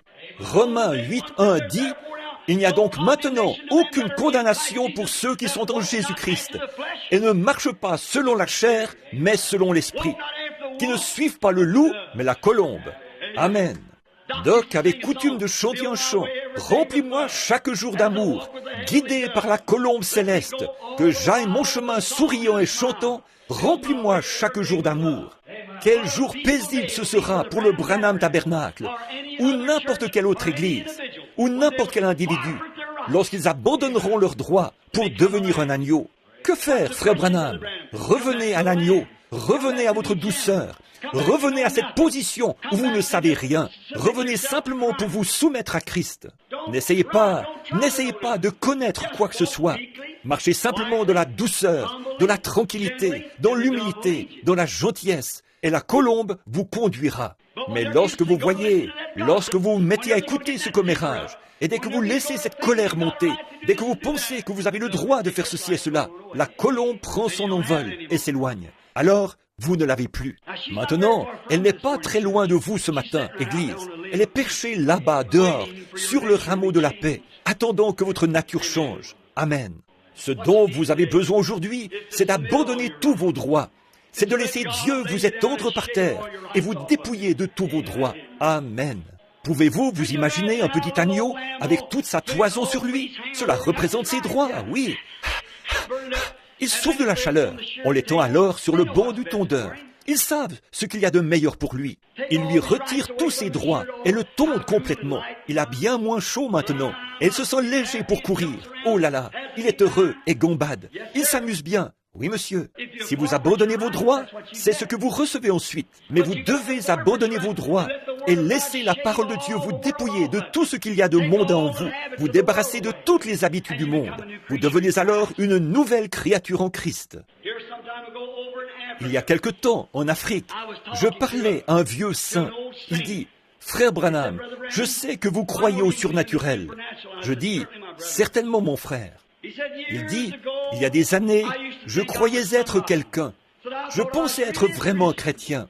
Pour arriver à notre église, je devais gravir une colline. Après avoir garé ma petite voiture, je devais gravir une colline sur environ 300 ou 400 mètres et contourner des buissons, etc. pour y arriver. » Et il dit, « Nous avions une réunion de prière là-haut. » Il ajouta, « Je pensais être vraiment chrétien. Je connaissais toute la Bible. J'ai étudié tout l'hébreu. J'ai étudié toutes les prononciations exactes des mots. Si quelqu'un m'abordait pour parler de la Bible, je lui répondais du tac au tac. Je savais de quoi je parlais. Il dit, un soir, je montais à l'église. Il y avait eu beaucoup de conflits dans notre église. Il y avait des petits clans montés les uns contre les autres. Vous savez comment cela se produit. Je dis, oui, certainement. Il dit, sur mon chemin, en gravissant la colline, je réalisais soudain que quelqu'un me suivait. Et il dit, j'ai pensé attendre un petit peu pour permettre à cette personne de me rejoindre, afin de lui parler un peu en montant le chemin.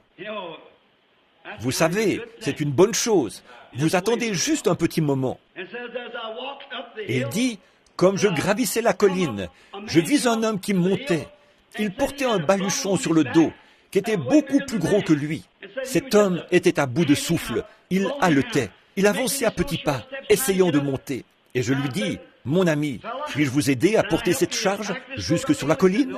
Il répondit, non, c'est à moi de la porter. Je regardais ses mains.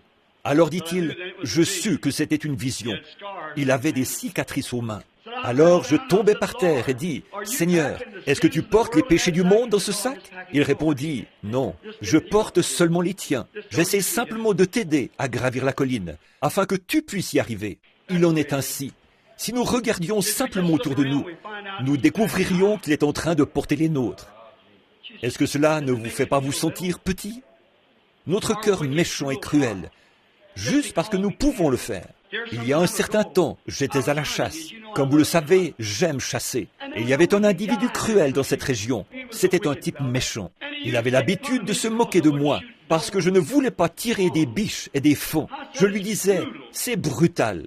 Pourquoi ne veux-tu pas être un chasseur vraiment loyal et tirer plutôt sur les vieux mâles et les animaux qui sont vieux et prêts à mourir? Dieu nous les a donnés. Laisse ces jeunes mères et ces petits. Il disait, « Ah, prédicateur, tu es une poule mouillée !» Il me répétait cela sans cesse. Je disais, « Maintenant, regarde, si j'avais faim et que je désire un de ces fauns, je crois que Dieu me laisserait l'avoir. Mais tirer sur lui juste pour faire le malin, eh bien, il en remplissait tout un chariot. Pour appeler l'animal, il s'était fait une sorte de sifflet.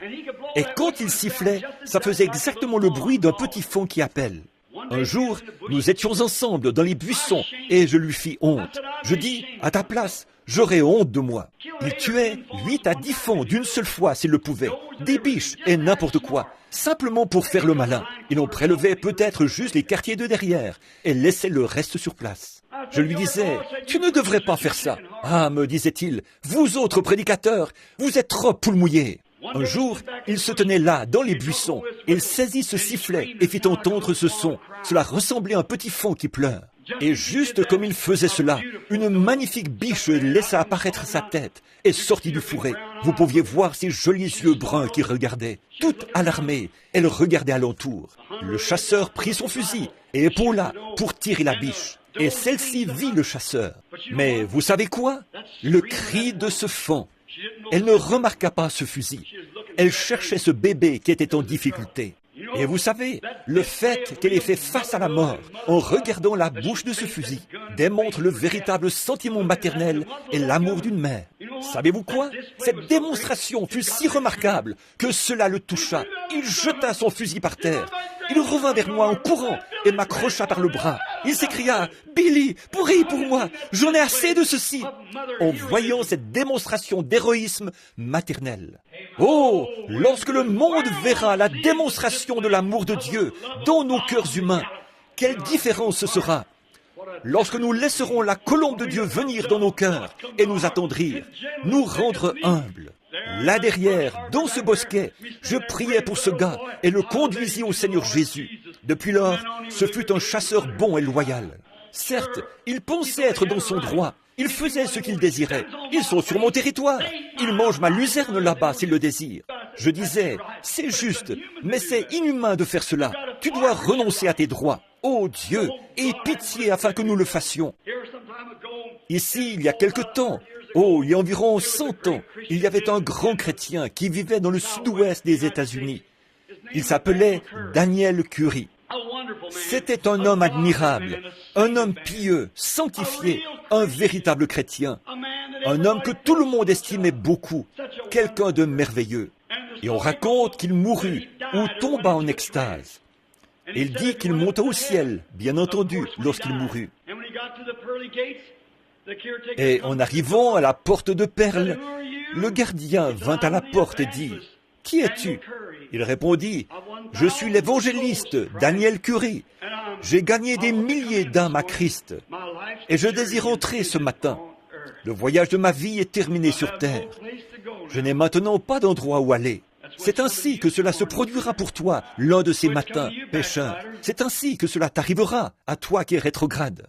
C'est ainsi que cela vous arrivera, à vous qui avez attristé, éloigné le Saint-Esprit, en étant plus doux ni tendre. Cela fait des années que vous n'avez pas pleuré, vous n'avez pas rougi depuis je ne sais combien de temps, et toute modestie vous a quitté, certainement. Mais cela va venir à votre porte un de ces matins. Et alors que le doux Saint-Esprit vient frapper, pourquoi ne le laissez-vous pas simplement entrer? Donc, lorsque Daniel Curry arriva à la porte, ils vinrent et dirent, « Nous allons voir si votre nom figure ici. » Ils cherchèrent partout et ne purent trouver aucun nom. Ils dirent, « Non, il n'y a pas de Daniel Curry ici. » « Oh, dit-il, Certainement, je suis un évangéliste. J'ai gagné des âmes à Christ. J'ai essayé de faire ce qui est juste. Le gardien dit, « Monsieur, je suis désolé de vous le dire, mais il n'y a pas de Daniel Curie ici. Je vais vous dire ce que vous pourriez faire. Nous n'avons pas le droit ici de nous occuper de votre cas. Mais voulez-vous présenter un recours? Vous pourriez recourir lors du jugement du trône blanc, si vous le désirez. Mais dit-il, nous ne pouvons pas du tout vous faire miséricorde ici, parce que nous n'avons pas votre nom. Il n'y a pas de grâce pour vous. Désirez-vous faire appel pour votre cas? Il dit, « Monsieur, que puis-je faire d'autre que de faire appel pour mon cas ?» Le gardien répondit, « Eh bien, vous pouvez aller au jugement du trône blanc et faire là appel pour votre cas. » Daniel Curie dit qu'il se sentit voyager à travers l'espace pendant environ 1 heure. Il dit qu'il arriva à un endroit où cela devenait de plus en plus clair. Plus clair, plus clair, plus clair. Il dit que plus il avançait, plus ça devenait clair. C'était 100 fois, des milliers de fois plus brillant que le soleil n'a jamais été. Il dit qu'il tremblait, tremblait. Puis il dit que lorsqu'il arriva au milieu de cette lumière, il entendit une voix qui disait, « Étais-tu parfait sur terre ?» Cela sortait directement de la lumière. Il répondit, « Non, je n'étais pas parfait. » Il tremblait. « As-tu toujours usé d'honnêteté envers tout le monde ?» Il répondit, « Non. » Il lui vint à l'esprit différentes choses pour lesquelles il ne fut pas tout à fait honnête. « Non, ajouta-t-il, je pense que je n'étais pas honnête. » As-tu raconté la vérité chaque fois dans ta vie? Il répondit, « Non. Je me souviens d'avoir raconté certaines choses qui n'étaient pas douteuses, qui étaient douteuses. Je n'ai jamais été tout à fait véridique. » Alors, as-tu jamais pris quelque chose qui ne t'appartenait pas? Une certaine chose? De l'argent? Ou autre chose qui ne t'appartenait pas? Il dit qu'il pensait avoir été assez bon sur terre, mais il était condamné. Il dit, non, non, j'ai pris des choses qui ne m'appartenaient point. On lui dit, alors, tu n'étais pas parfait. Il répondit, non, je n'étais pas parfait. Il dit qu'il s'attendait d'un moment à l'autre à ce que de cette grande lumière, là où la colombe se reposait, retentisse comme le bruit d'une explosion, le mot « condamné ». Il dit qu'à ce moment-là, il entendit une voix derrière lui qui était plus douce que n'importe quelle voix de mère qu'il eût jamais entendue. Il dit qu'il se tourna pour voir, et le plus beau visage qu'il eût jamais vu, plus doux que n'importe quel visage de mère, se trouvait devant lui. Et il dit, « Père, Daniel Curie a pris position pour moi sur la terre. Il est vrai qu'il n'était pas parfait, mais il a pris position pour moi. Il a pris position pour moi sur la terre. Et maintenant, je vais prendre position pour lui au ciel. Prends tous ses péchés et mets-les sur mon compte. » Qui va prendre position pour vous en ce jour-là, frère? Si vous l'attristez et l'éloignez de vous aujourd'hui, je ne peux simplement plus prêcher. Inclinons nos têtes.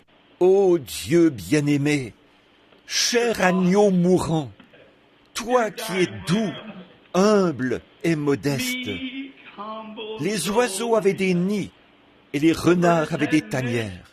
Mais toi, tu n'avais pas de demeure, bien que tu sois le Seigneur de gloire lui-même. Lorsque tu es né, il n'avait pas de vêtements à te mettre. Oh Dieu, à quoi me serviront mes habits là-bas? À quoi me serviront mes voitures? À quoi me servira une jolie maison? À quoi me servira tout cela en ce jour-là? Tu étais sans amis. Personne ne voulait se lier d'amitié avec toi. Personne ne paraissait vouloir te tendre une main secourable. Tu as dit que tu dirais ce jour-là, « J'avais faim et vous ne m'avez pas nourri. J'étais nu et vous n'avez pas voulu me vêtir. » À quoi nous servira en ce jour-là tout ce que nous avons, Seigneur? Laisse-nous prendre position pour toi, afin que, lorsque cette heure arrivera et que nous entrerons en sa présence, lui, l'omnipotent, l'omniprésent, ô Dieu, lorsque nous entendrons cette colombe avec ses ailes, se tenant dans cette grande lumière, cela brillera à travers toute l'éternité, sachant que tu habites dans la lumière. Lorsque je devrais me tenir là, tout seul, et que mon frère, mon pasteur, ma mère, mon père, ma femme et mes enfants seront partis. Oh Dieu, que vais-je faire alors, Seigneur? Que vais-je faire alors? Cela peut arriver ce soir, avant le coucher du soleil. Mais que vais-je faire? Que puis-je faire? Ô Christ, je veux prendre position pour toi maintenant. Je ferai mon choix aujourd'hui. Je vais cesser tous mes bavardages sur autrui. Je vais abandonner tout mon tempérament colérique. Je vais laisser de côté tous mes différends. Je vais abandonner toutes choses. Dépouille-moi, Seigneur. Prends tout ce que j'ai. Simplement, prends-moi, Seigneur. Je veux me tenir à ta place. Je veux être tondu. Je désire que tout égoïsme, tout orgueil, toute indifférence soit simplement ôté de moi. Et puis, je désire prendre position pour toi, comme un agneau tondu, prêt à abandonner tous les plaisirs de ce qu'on appelle les plaisirs de la vie. Toutes les danses, toutes les réceptions, tous les vêtements indécents, le fard, le rouge à lèvres, le vernis à ongles, toute cette indifférence qui ressemble au monde. Tu as dit, n'agissez même pas comme le monde, ne vous associez même pas au monde, sortez du milieu d'eux. Oh Dieu, aide-moi Seigneur, dépouille-moi aujourd'hui, prends-moi comme un agneau et rends-moi muet, que je n'ouvre pas la bouche, que je ne dise rien à ce sujet, que je me tienne simplement là et sois tondu. Oh Dieu, quelle différence cela fait. Je me souviens lorsqu'une fois tu m'as dépouillé. Tu as pris ma femme, mon petit enfant, mon père, mon frère. Tu m'as complètement dépouillé. Cependant, dans mon cœur, je savais que je t'aimais. Comme tu m'as béni et comme tu as été bon. Tout ce que je suis, tout ce que je pourrais être, ou tout ce que je serai, vient de toi. Oh Dieu, cela vient de toi. Je confesse mes erreurs. Je confesse tout ce que j'ai fait ou pensé. Dépouille-moi seulement, Seigneur. Je désire être ton agneau. Pas seulement ça, Seigneur, mais prends chaque personne ici ce matin, chaque brebis, et ceux qui auraient le désir d'être des brebis. Dépouille-les tous ce matin, Seigneur. Fixe leurs petites pattes au billot de l'Évangile. Puisse le Saint-Esprit les conduire à la repentance en ce moment même, et qu'ils sachent qu'ils ont été indifférents à l'égard de Dieu. Et puisse-t-il les dépouiller de toute indifférence, du monde et de toutes les choses du monde. Dépouille-nous de tout cela ce matin, Seigneur, afin qu'ayant moins chaud, nous puissions nous tenir tranquillement devant toi, comme des chrétiens nés de nouveau. Accorde-le, Seigneur. Je t'aime. Je veux y aller. Peu importe qu'il fasse chaud, que j'en ai envie ou non, je veux y aller. Je désire prendre position pour toi, parce que je veux que tu plaides ma cause ce jour-là, que tu dises, eh bien, il a pris position pour moi. Maintenant, je vais prendre position pour lui. Oh Dieu, accorde-le aujourd'hui. Et tandis que chaque tête est inclinée, et chaque cœur aussi, je me demande ce matin s'il y aurait quelqu'un ici qui réalise qu'il a essayé d'en faire à sa tête. Il a fait ces choses qu'il n'aurait pas dû faire. Alors si vous sentez simplement ce matin que vous aimeriez que le Seigneur vous dépouille et fasse de vous un agneau véritable, voudriez-vous lever la main? Dieu vous bénisse, madame. Dieu vous bénisse, frère. Dieu vous bénisse, frère. Quelqu'un d'autre voudrait-il dire, dépouille-moi, Seigneur. Me voici. Je suis une brebis. Je ne veux pas même ouvrir la bouche. Je désire seulement que tu retranches de moi tout ce qui est du monde. Dieu vous bénisse, frère. Dieu vous bénisse, madame. Dieu te bénisse, mon petit garçon. Dieu vous bénisse, madame. Dieu vous bénisse, sœur. Dépouille-moi, Seigneur. Sœur Gertie, Dieu vous bénisse, madame. Dieu vous bénisse, sœur. Dépouille-moi maintenant, Seigneur. Je désire que toutes les choses du monde, je désire prendre position pour toi ce matin. Je désire me tenir simplement comme une brebis tondue. Je veux que toutes les choses du monde soient retranchées de moi. Je désire t'appartenir et que tu m'appartiennes. Veux-tu me recevoir, Seigneur, alors que je lève la main vers toi? Dieu vous bénisse, madame. Dieu vous bénisse, monsieur. Dieu vous bénisse. Dieu vous bénisse, monsieur. Dieu vous bénisse, monsieur. Dieu vous bénisse, madame. Dieu vous bénisse, madame. Je vois votre main. Dieu vous bénisse, mon frère. Dieu vous bénisse, madame. C'est bien. Dieu vous bénisse, là-bas derrière, maman. Dieu vous bénisse, sœur. C'est juste. Soyez simplement honnête. Je désire que Dieu retranche de moi tout ce qui n'est pas tout à fait comme lui, tout motif égoïste, toute indifférence. Je désire qu'il me tombe complètement ce matin. Je veux être comme lui, peu m'importe que ce soit des droits ou non. Je n'ai aucun droit. Je ne possède qu'un seul droit, c'est de venir à lui. Il prend le reste. Y a-t-il un pécheur ici qui n'ait jamais confessé Christ, qui n'ait jamais été sauvé, et vous désirez qu'on se souvienne de vous dans la prière ce matin? Voudriez-vous lever la main, ami pécheur? Dieu vous bénisse. Un autre, levez la main et dites, souvenez-vous de moi, frère Branham. Je ne suis pas chrétien et je ne sais pas à quel moment je devrais rencontrer Dieu. Et je désire qu'on se souvienne de moi dans la prière, en ce moment même, alors que vous terminez. Voulez-vous lever la main afin que je prie pour vous? Il voit. Dieu vous bénisse, ma petite dame. Dieu vous bénisse, madame.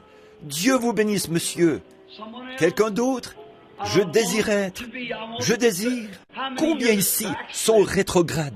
Oh, direz-vous, je n'admettrai pas cela, frère Branham. Mais regardez, si cette colombe de la douceur vous a quitté, frère, il y a quelque chose qui ne va pas. Il y a quelque chose qui ne va pas. Lorsque vous ne pouvez pas vous supporter les uns les autres, lorsque vous ne pouvez pas pardonner à chaque personne du plus profond de votre cœur, quoi qu'ils aient fait ou qu'ils aient dit, si vous ne pouvez leur pardonner du plus profond, Jésus a dit, si vous ne pardonnez pas à chacun ses offenses de tout votre cœur, votre Père Céleste ne vous pardonnera pas non plus. Qu'arriverait-il si par cette chaleur, qu'arriverait-il si Dieu vous appelait aujourd'hui, tandis qu'il y a une fontaine ouverte, une église prête, le Saint-Esprit se tenant ici sur le pignon de ce bâtiment, prêt à descendre sur le champ, à revenir dans votre cœur et vous rendre doux et paisible. Que dois-je faire, frère Branham? Devenez simplement un agneau.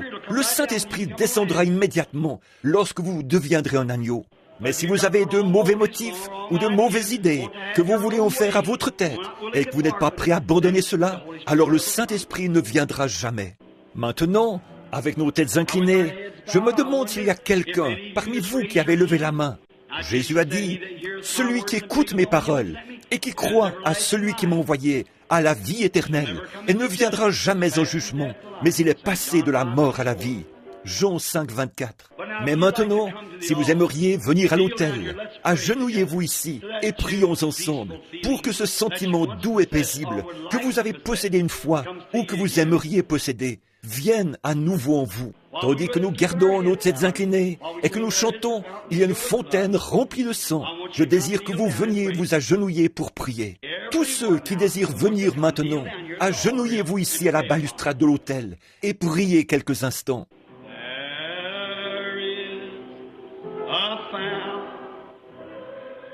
Il y a une fontaine remplie de sang,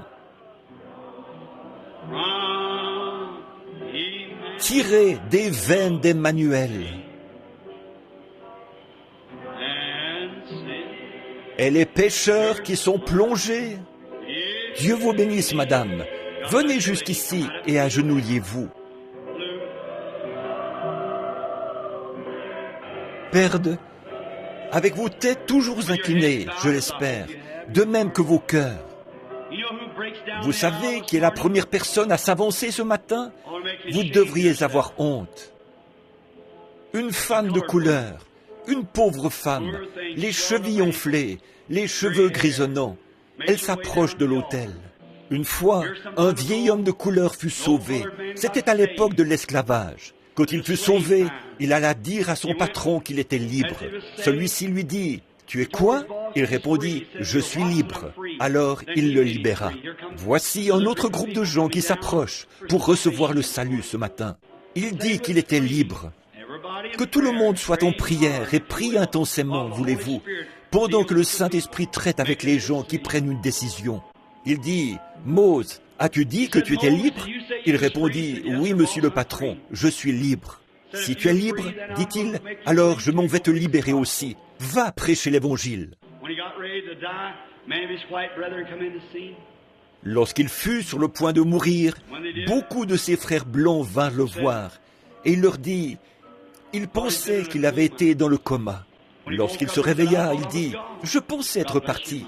Dieu vous bénisse, mon frère. Agenouillez-vous simplement. » Il dit, « Je pensais être déjà parti. » Ils lui dirent, « Qu'as-tu vu, Mose ?» Il répondit, « Quand j'ai passé la porte, je l'ai vu, et je suis resté là à le regarder. » Un ange s'est alors avancé et a dit, « Viens, Mose, tu as prêché l'évangile pendant bien des années. Il y a une robe, une couronne qui t'attendent. » Il dit, « Ne me parlez pas de robe et de couronne. Je ne veux ni robe, ni couronne. Je désire seulement le regarder. » Je pense que c'est l'attitude de n'importe quel chrétien. Il y a quelque temps, je me trouvais dans un colisée, ou plutôt un musée, non loin de Chicago, et je regardais tout ce qu'il y avait là. J'aperçus un vieux noir, avec une petite couronne de cheveux blancs sur la tête. Il se promenait là, son chapeau à la main. Je le regardais. Il regarda à l'intérieur de quelque chose, puis recula brusquement, et des larmes commencèrent à couler sur ses vieilles joues noires. Il commença à prier. Je l'observai quelques instants. Il regarda à nouveau et se remit à pleurer. Je m'avançai et dis, « Monsieur ?» Il dit, « Oui, mon ami blanc. » Je dis, « Je vois que vous êtes... Qu'est-ce qui vous a tant ému? Qu'est-ce qui vous a pareillement émotionné ?» Il répondit, « Monsieur, si vous pouviez toucher mon côté, vous y sentiriez des cales. » Il dit, « Jadis, j'étais un esclave. Dans cette petite vitrine, un costume est exposé. » Je dis, « Je vois que c'est un costume, mais qu'y a-t-il de si particulier à cela? Cette tache là-dessus, dit-il, c'est le sang d'Abraham Lincoln. Eh bien, ce sang m'a libéré de ma ceinture d'esclave. » Il ajouta, « Alors, homme blanc, cela n'aurait-il pas de quoi vous émouvoir aussi ?» Je mis mon bras autour de son vieux cou et je dis, « Dieu vous bénisse, frère. Je connais un autre sang qui m'émeut. » Il dit, « Je connais aussi ce sang, monsieur. » Je dis, « Il m'a libéré d'une ceinture d'esclavage. » Autrefois, je sortais le dimanche et allais faire de la vitesse. Je me comportais mal et racontais des plaisanteries grossières. Oh Dieu, comment ai-je pu faire ça? Il y a encore des cicatrices dans mon cœur à cause de cela. Mais je suis heureux qu'il m'ait ôté cette ceinture. Tout cela a disparu maintenant. Il a pris ma place. Ici, il y a quelque temps, je regardais une femme qui était si vulgaire que j'avais envie de la condamner.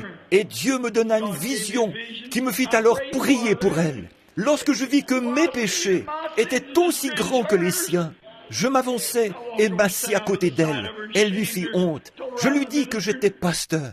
Ses deux amis, elle avait environ 65 ou 70 ans, et ses deux amis s'agenouillèrent là, et ils donnèrent tous leur cœur à Christ. Oh là là, quelle différence!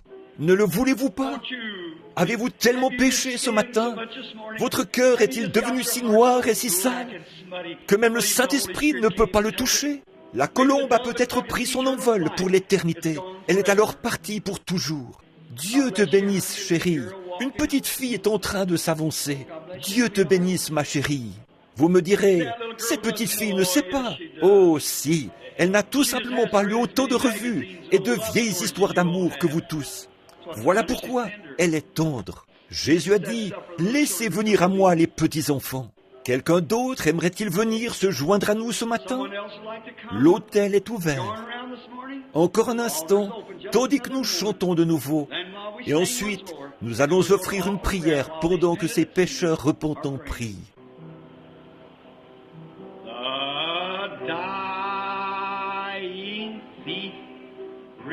Le brigand agonisant se réjouit de voir cette fontaine dont, certainement, tout espoir avait disparu. C'en était fait du pauvre homme.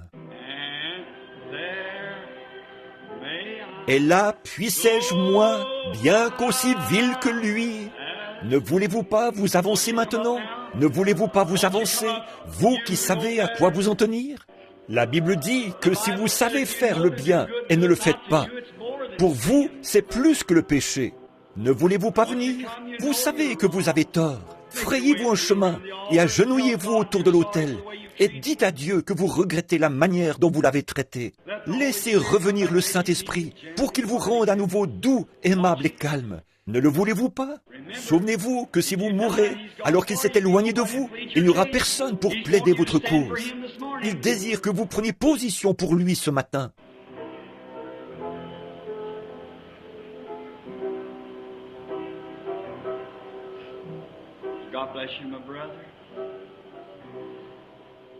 Dieu vous bénisse, mon frère. Nous attendons. Est-ce tout? Seulement 15 personnes dans l'Église à se sentir réellement condamnées? Vous avez vécu une vie paisible, pleine de douceur et de tranquillité? Maintenant, ceci est dirigé par le Saint-Esprit. Vous êtes indulgent, vous n'avez pas d'ennemis, vivant au-delà, au-dessus de la condamnation des pécheurs.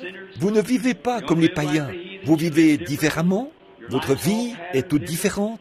Le doux Saint-Esprit est assis sur le trône de votre cœur, vous faisant vivre dans la paix, le calme et l'affection avec tout le monde. Vos voisins et tous savent, tous vos collègues savent que vous êtes un chrétien aimable, calme, doux et humble. La colombe de Dieu est avec vous. En êtes-vous certain? Ceci peut être votre dernière chance. Très bien. Alors vous qui êtes ici à l'autel, que Dieu vous bénisse. Vous n'aurez pas à être jugé maintenant. Le Saint-Esprit vous a apporté le jugement. Vous n'avez pas essayé de conserver vos droits en disant « Oh, voilà un bon bout de temps que je suis chrétien. Je n'ai pas besoin d'aller. » Pour certains d'entre vous, c'est la première fois que vous venez à l'autel. Je peux rester pécheur si je veux. C'est mon droit.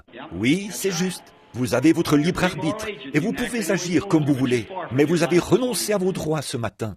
Vous me direz, qu'est-ce qu'on va dire de moi si après avoir professé le christianisme, je m'avance à l'autel? Qu'est-ce qu'on dirait? Mais qu'est-ce que Dieu dit? Il vous a dit de venir et vous l'avez fait. Maintenant, vous avez renoncé à vos droits.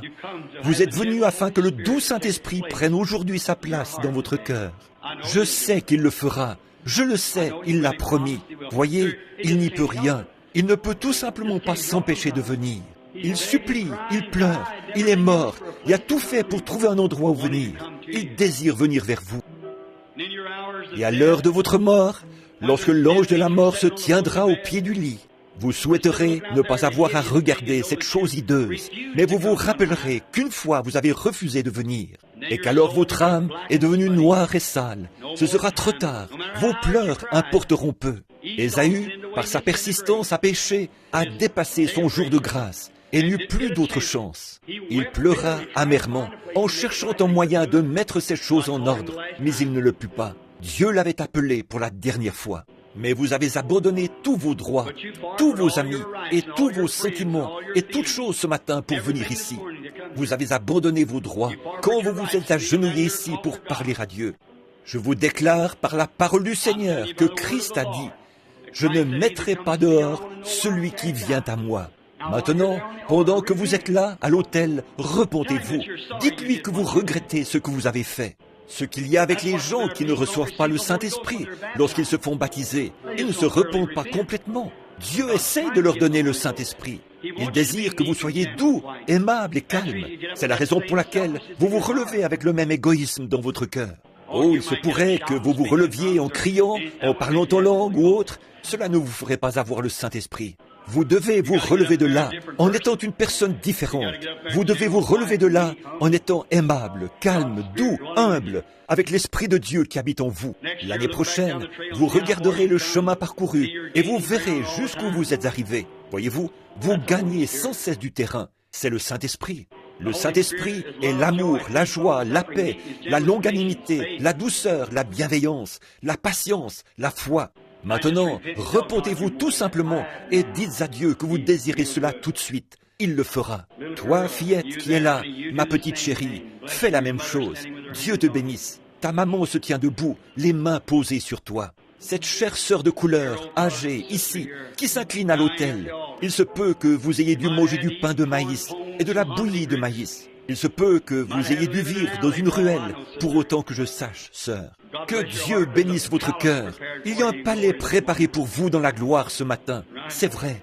En regardant vers l'autel, je vois une femme aux cheveux grisonnants, une jeune femme, la tête inclinée, une femme aux cheveux tout blancs. Oh Dieu! Je vois des hommes qui s'agenouillent et plusieurs autres ici. Repentez-vous simplement. Dites-lui que vous regrettez. Dites-lui que vous ne le ferez plus jamais. Par sa grâce, à partir d'aujourd'hui, vous mettrez un terme à tous vos différends. Vous voulez être doux et paisible. Vous voulez être humble et aller là où il vous conduit. Et lorsque les gens diront quelque chose, peu importe si cela a l'air juste, vous allez abandonner les droits que vous avez de parler de votre prochain. Vous allez parler de Jésus. Vous allez simplement faire ce qui est juste. Vous ne sortirez pas en ayant l'air d'un meurtrier. Vous ne sortirez pas pour vous jeter sur l'innocent. Mais vous voyez cette manifestation d'héroïsme par de véritables chrétiens et vous désirez être comme eux. Vous n'aurez besoin de dire à personne que vous êtes chrétien si vous en êtes un. On le verra simplement et on le saura en vous entendant parler. Vous êtes scellés à l'intérieur et à l'extérieur. Maintenant, alors que vous humiliez vos cœurs, repentez-vous. Dites à Dieu que vous regrettez, que vous ne le ferez plus, que vous avez honte de vous-même et de la façon dont vous avez agi. Et ensuite, je prierai pour vous. Et je crois qu'à ce moment-là, la paix s'installera dans votre cœur. Tout simplement une paix comme une rivière coulera dans votre âme. Il se peut que vous ne criez pas. Il se peut que vous ne parliez pas en langue. Il se peut que vous ne sautilliez pas. Mais vous quitterez l'autel avec quelque chose en vous. Quelque chose en vous qui vous ancrera à la vieille croix rugueuse, aussi longtemps que vous vivrez. Maintenant, priez en même temps que moi. Confessez vos fautes.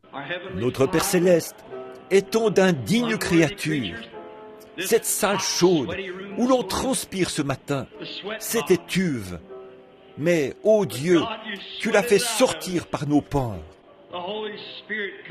Le Saint-Esprit est descendu et a convaincu les gens qu'ils étaient dans l'erreur et qu'ils péchaient. Leurs esprits étaient arrogants. Ils étaient devenus hostiles, indiscrets, des je sais tout, ne voulant pas se repentir, ne voulant pas pardonner aux gens qui leur avaient fait quelque chose. Ils n'étaient pas prêts à le faire. Mais aujourd'hui, le Saint-Esprit a pris la parole de Dieu, l'a placée dans leur cœur doux et a dit, « Maintenant, veux-tu revenir au point où tu en étais la première fois que tu es venu à l'autel? Et que tu aimais tout le monde et que tu m'aimais d'un amour impérissable? Alors lève-toi simplement et viens à l'autel. » Ils l'ont fait, Seigneur. Et je te prie maintenant de sanctifier leurs pensées, Seigneur. Sanctifie leur cœur et rends-les doux et paisibles. Puissent-ils maintenant se relever de cet autel, après s'être repentis, t'avoir abandonné leur vie et retourner chez eux. Peu importe ce qui arrive, si votre mari ou votre femme s'énerve, ou bien le voisin, ou un collègue de travail, ou un associé, je serai simplement doux comme une colombe.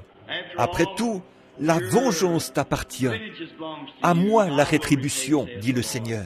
Combien nous nous en sommes rendus compte, Seigneur. Restez simplement tranquilles, soyez doux, voyez Dieu descendre directement vers ses agneaux. Bien sûr, certainement, ce bon berger a donné sa vie pour eux. Il descend jusque vers ses brebis et il les guidera. Malheur à celui qui se mettra en travers de leur chemin. Malheur à celui qui dira une seule parole contre elles. Il a dit qu'il vaudrait mieux qu'une meule soit suspendue à votre cou et que vous soyez noyés dans les profondeurs de la mer. Leurs anges contemplent sans cesse le visage de mon Père qui est dans les cieux. Ô Dieu, nous voulons, ce que vous leur faites, c'est à moi que vous le faites. Ainsi, ô Dieu, je désire être doux. Je me place aussi sur l'autel ce matin. Non pas ce matin, mais chaque matin et chaque jour. Je veux être paisible, doux et semblable à Jésus. Accorde-le, Père. Aide-nous à être ainsi maintenant.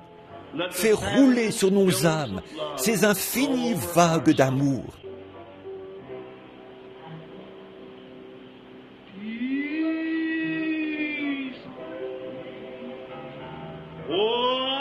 Paix, paix, merveilleuse paix. Descendons de notre Père Céleste. Ne le ressentez-vous pas maintenant dans votre cœur? Sur mon esprit à jamais. Alléluia, alléluia,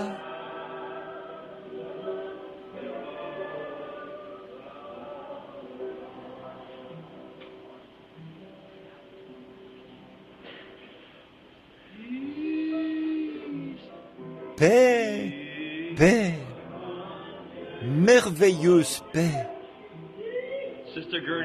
Sœur Gertie a dit de dire à toute l'Église qu'elle se sent aussi condamnée, mais elle fait du piano son autel. Étant donné que le piano est son autel, elle a dit, dites à l'Église de prier pour moi, alors qu'elle est assise là, les larmes coulant sur ses lunettes. Cette chair est mon autel. Je me suis aussi repenti. Ma Bible est mouillée. Ô Dieu, paix, paix de Dieu.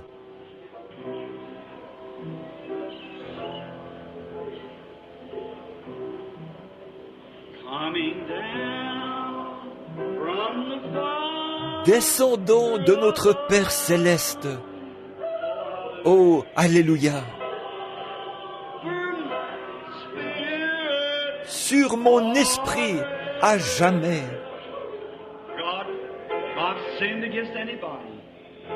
Ô Dieu, si j'ai péché contre quelqu'un, contre toi, ôte cela, Seigneur. Enlève le péché de ma petite église ce matin.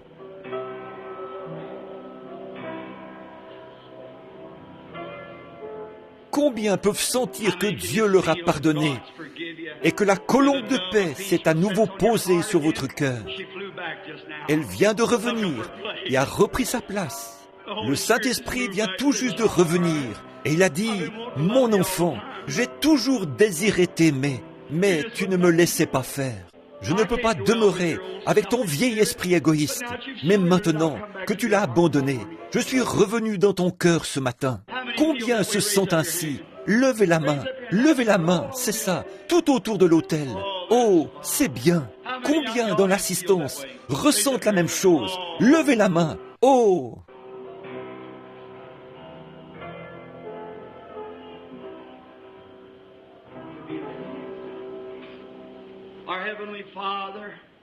Être comme Jésus.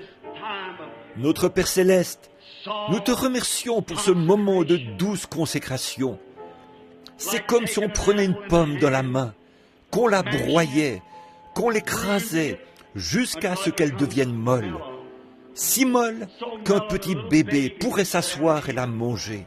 C'est ainsi que nous voulons que nos cœurs soient, Seigneur. Prends-le dans ta main qui porte la cicatrice des clous. Écrase-le en disant, « Mon enfant, ne vois-tu pas que tu m'as blessé ? Tu m'as blessé lorsque tu es ainsi sorti de tes gonds. Tu me blessais. Oh, mon cœur a saigné pour toi, enfant, lorsque je t'ai vu faire telle et telle chose. Mais maintenant que j'ai ton cœur dans ma main, je désire le rendre vraiment doux. Je désire le rendre de telle façon que je puisse l'utiliser et y vivre. Je désire revenir sur le perchoir ce matin. Je désire revenir et demeurer, faire ma demeure en toi. Accorde-le, ô Dieu. Nous t'aimons. Accorde-le pour ta gloire. Nous le demandons au nom de Jésus.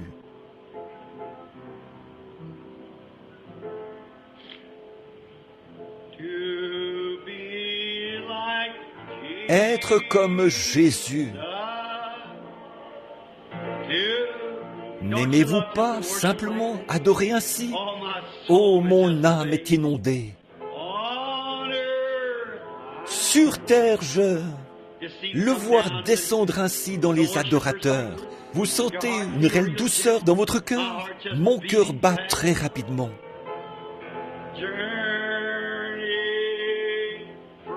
Voyage de la terre à la gloire.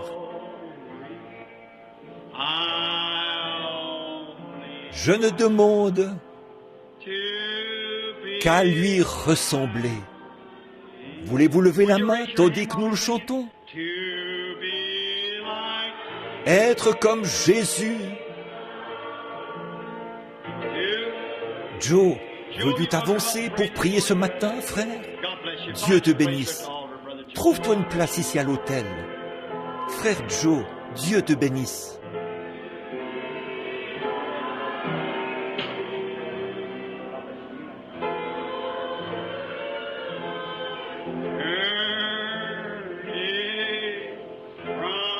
voyage de la terre à la gloire.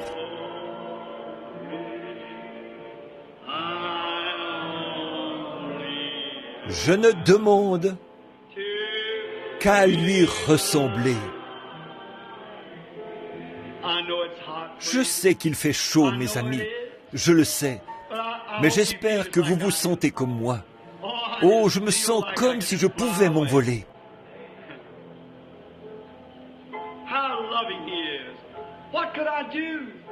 Comme il est affectueux. Que pourrais-je faire? Où irais-je? Oh Dieu! Où vais-je? Où est-ce que je me dirige? Qu'est-ce que ça va être? Où serais-je dans 100 ans? Que ferais-je si je ne l'avais pas?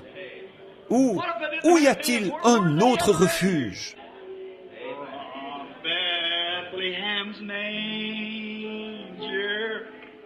De la crèche de Bethléem sortit un étranger. Sur terre, je languis d'être comme lui.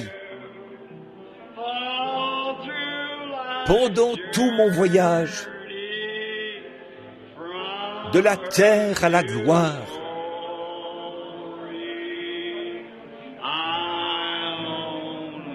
je ne demande qu'à lui ressembler. Tous ensemble maintenant,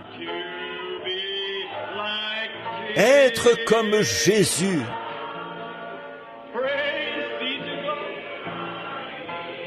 Dieu soit loué. Oui Seigneur, oui Seigneur. Non pas comme le monde, mais comme toi. Être comme lui.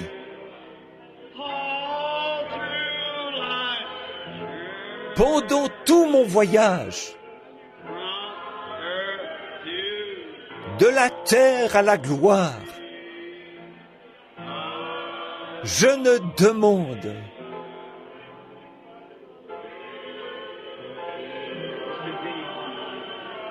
tandis que vos têtes sont inclinées, je vais vous demander quelque chose. Quelqu'un ici déplaît au Saint-Esprit. Quelqu'un a été appelé. Je parle au nom du Seigneur Jésus, en tant que son prophète. Je peux sentir son cœur blessé. Quelqu'un dans l'auditoire lui a désobéi. Quelqu'un qui aurait dû venir. Ne voulez-vous pas venir maintenant? Pendant tout mon voyage de... Oui, sœur, mais il y en a encore d'autres que vous. Gloire. Je ne demande qu'à lui ressembler. Juste être comme Jésus. Ceci est mon seul désir, être doux et humble, modeste comme lui. Sur terre, Ne voulez-vous pas vous avancer maintenant?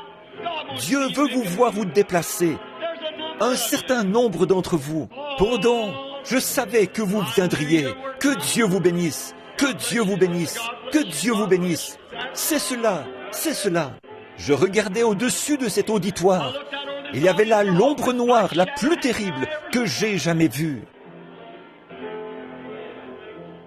Le Saint-Esprit est ici maintenant. Il est sur moi en ce moment même. Attristons le Saint-Esprit. Être comme Jésus. Qu'a-t-il fait? Il est allé là où le Père l'a conduit. Dieu vous bénisse, frère. Dieu vous bénisse, mon frère. C'est juste. Venez jusqu'ici et agenouillez-vous. Sur terre, je languis. Maintenant, c'est le moment de confesser ses fautes, de se remettre d'aplomb, de se mettre en ordre, comme on le faisait dans le passé. Venez donc.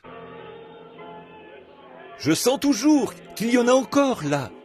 Que Dieu vous bénisse, madame. Dieu vous bénisse, madame. Dieu vous bénisse. Dieu vous bénisse. Dieu vous bénisse. C'est juste. Le Saint-Esprit a toujours raison. Venez. C'est juste. Avancez-vous. Lui. Être comme Jésus. Être comme, oui, Jésus. Sur terre, Oh là là, c'est juste, c'est cela. Remplissez simplement les allées. Avancez-vous et priez.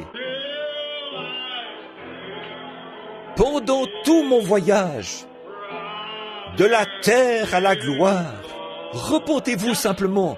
Dites à Dieu que vous regrettez. C'est tout ce que vous avez à faire. Qu'à lui ressembler. Ne voulez-vous pas continuer à venir maintenant? C'est juste. N'hésitez plus. Avancez-vous. Être comme... Qu'allez-vous faire? Qui va prendre position pour vous? Peut-être ce soir. Qui va prendre position pour vous lorsque la mort vous saisira par la manche? Peu importe ce que vous avez fait, le Saint-Esprit se trouve tout près de vous. C'est lui qui désire que vous veniez.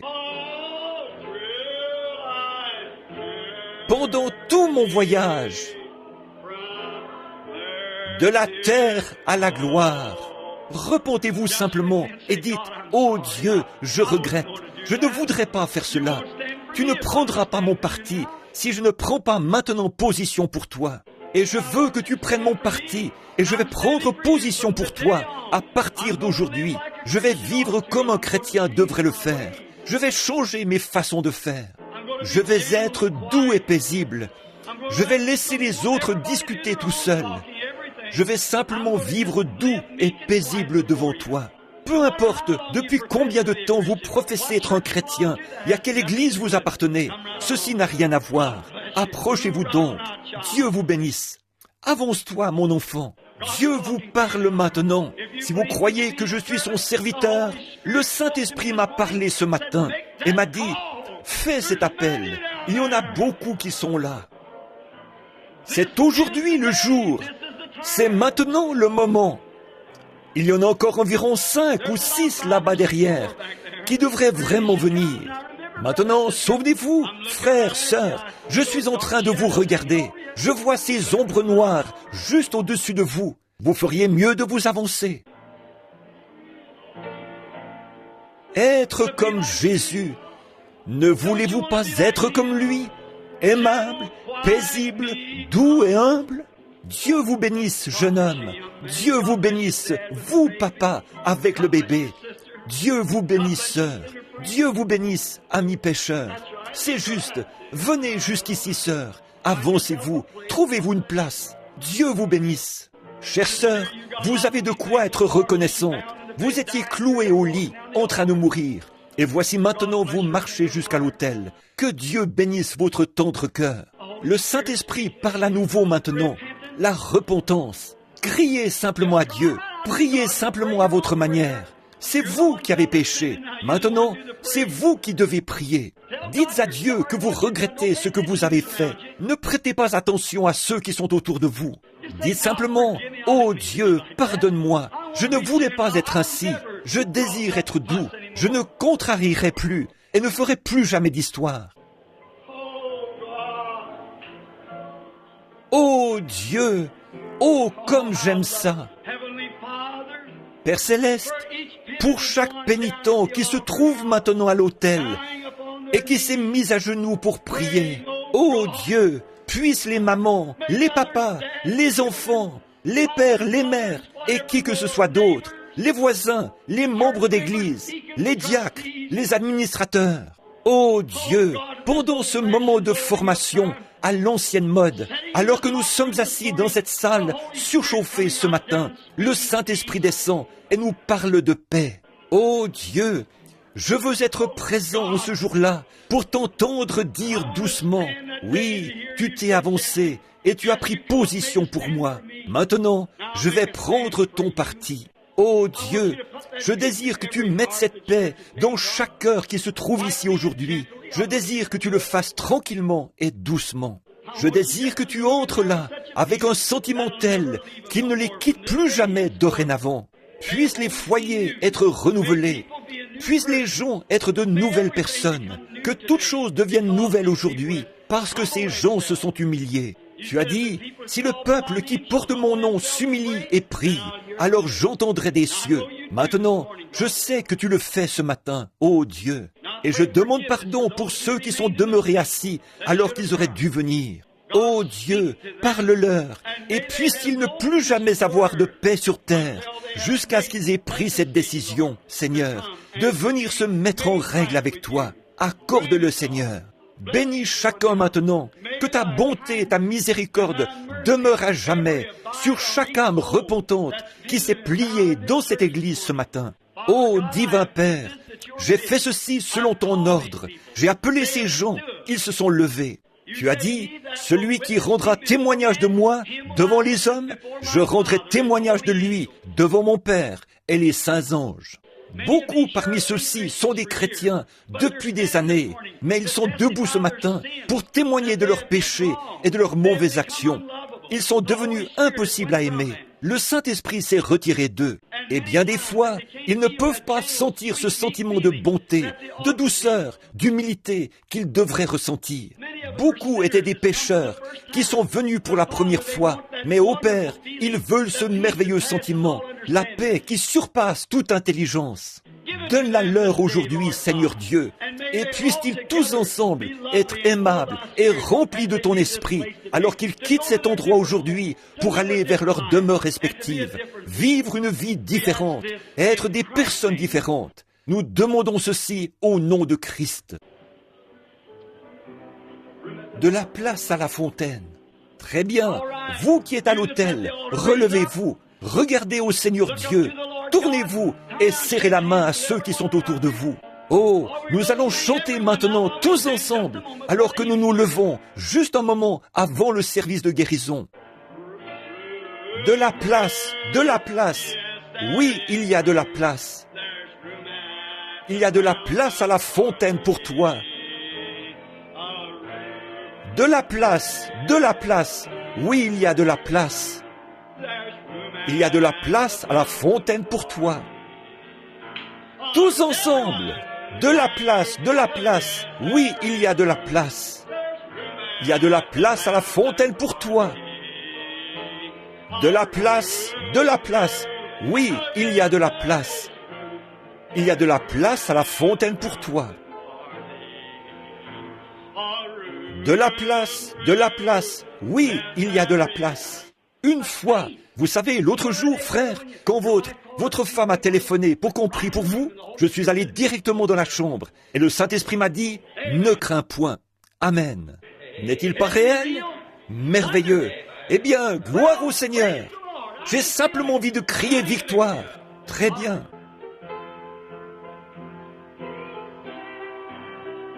Et son sang lave plus blanc.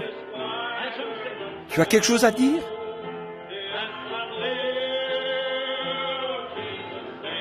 Jésus sauve. Très bien. Frère Neville maintenant. Et frère Slaughter a un mot à dire.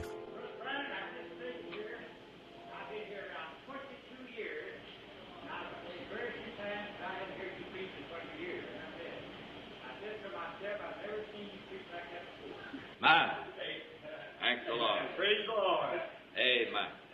Praise God. I believe everybody has received this morning. Glory, hallelujah. Everybody looks like that we're believing God now. Hallelujah. Feel this good blessing and anointing up here on the platform.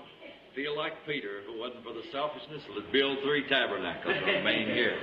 Amen. This is wonderful. Everybody has received. Gloire au Seigneur. Gloire. Alléluia. Alléluia. Je serai probablement ici ce soir également. Oui, pour autant que je le sache, je serai ici, à moins que je sois appelé quelque part.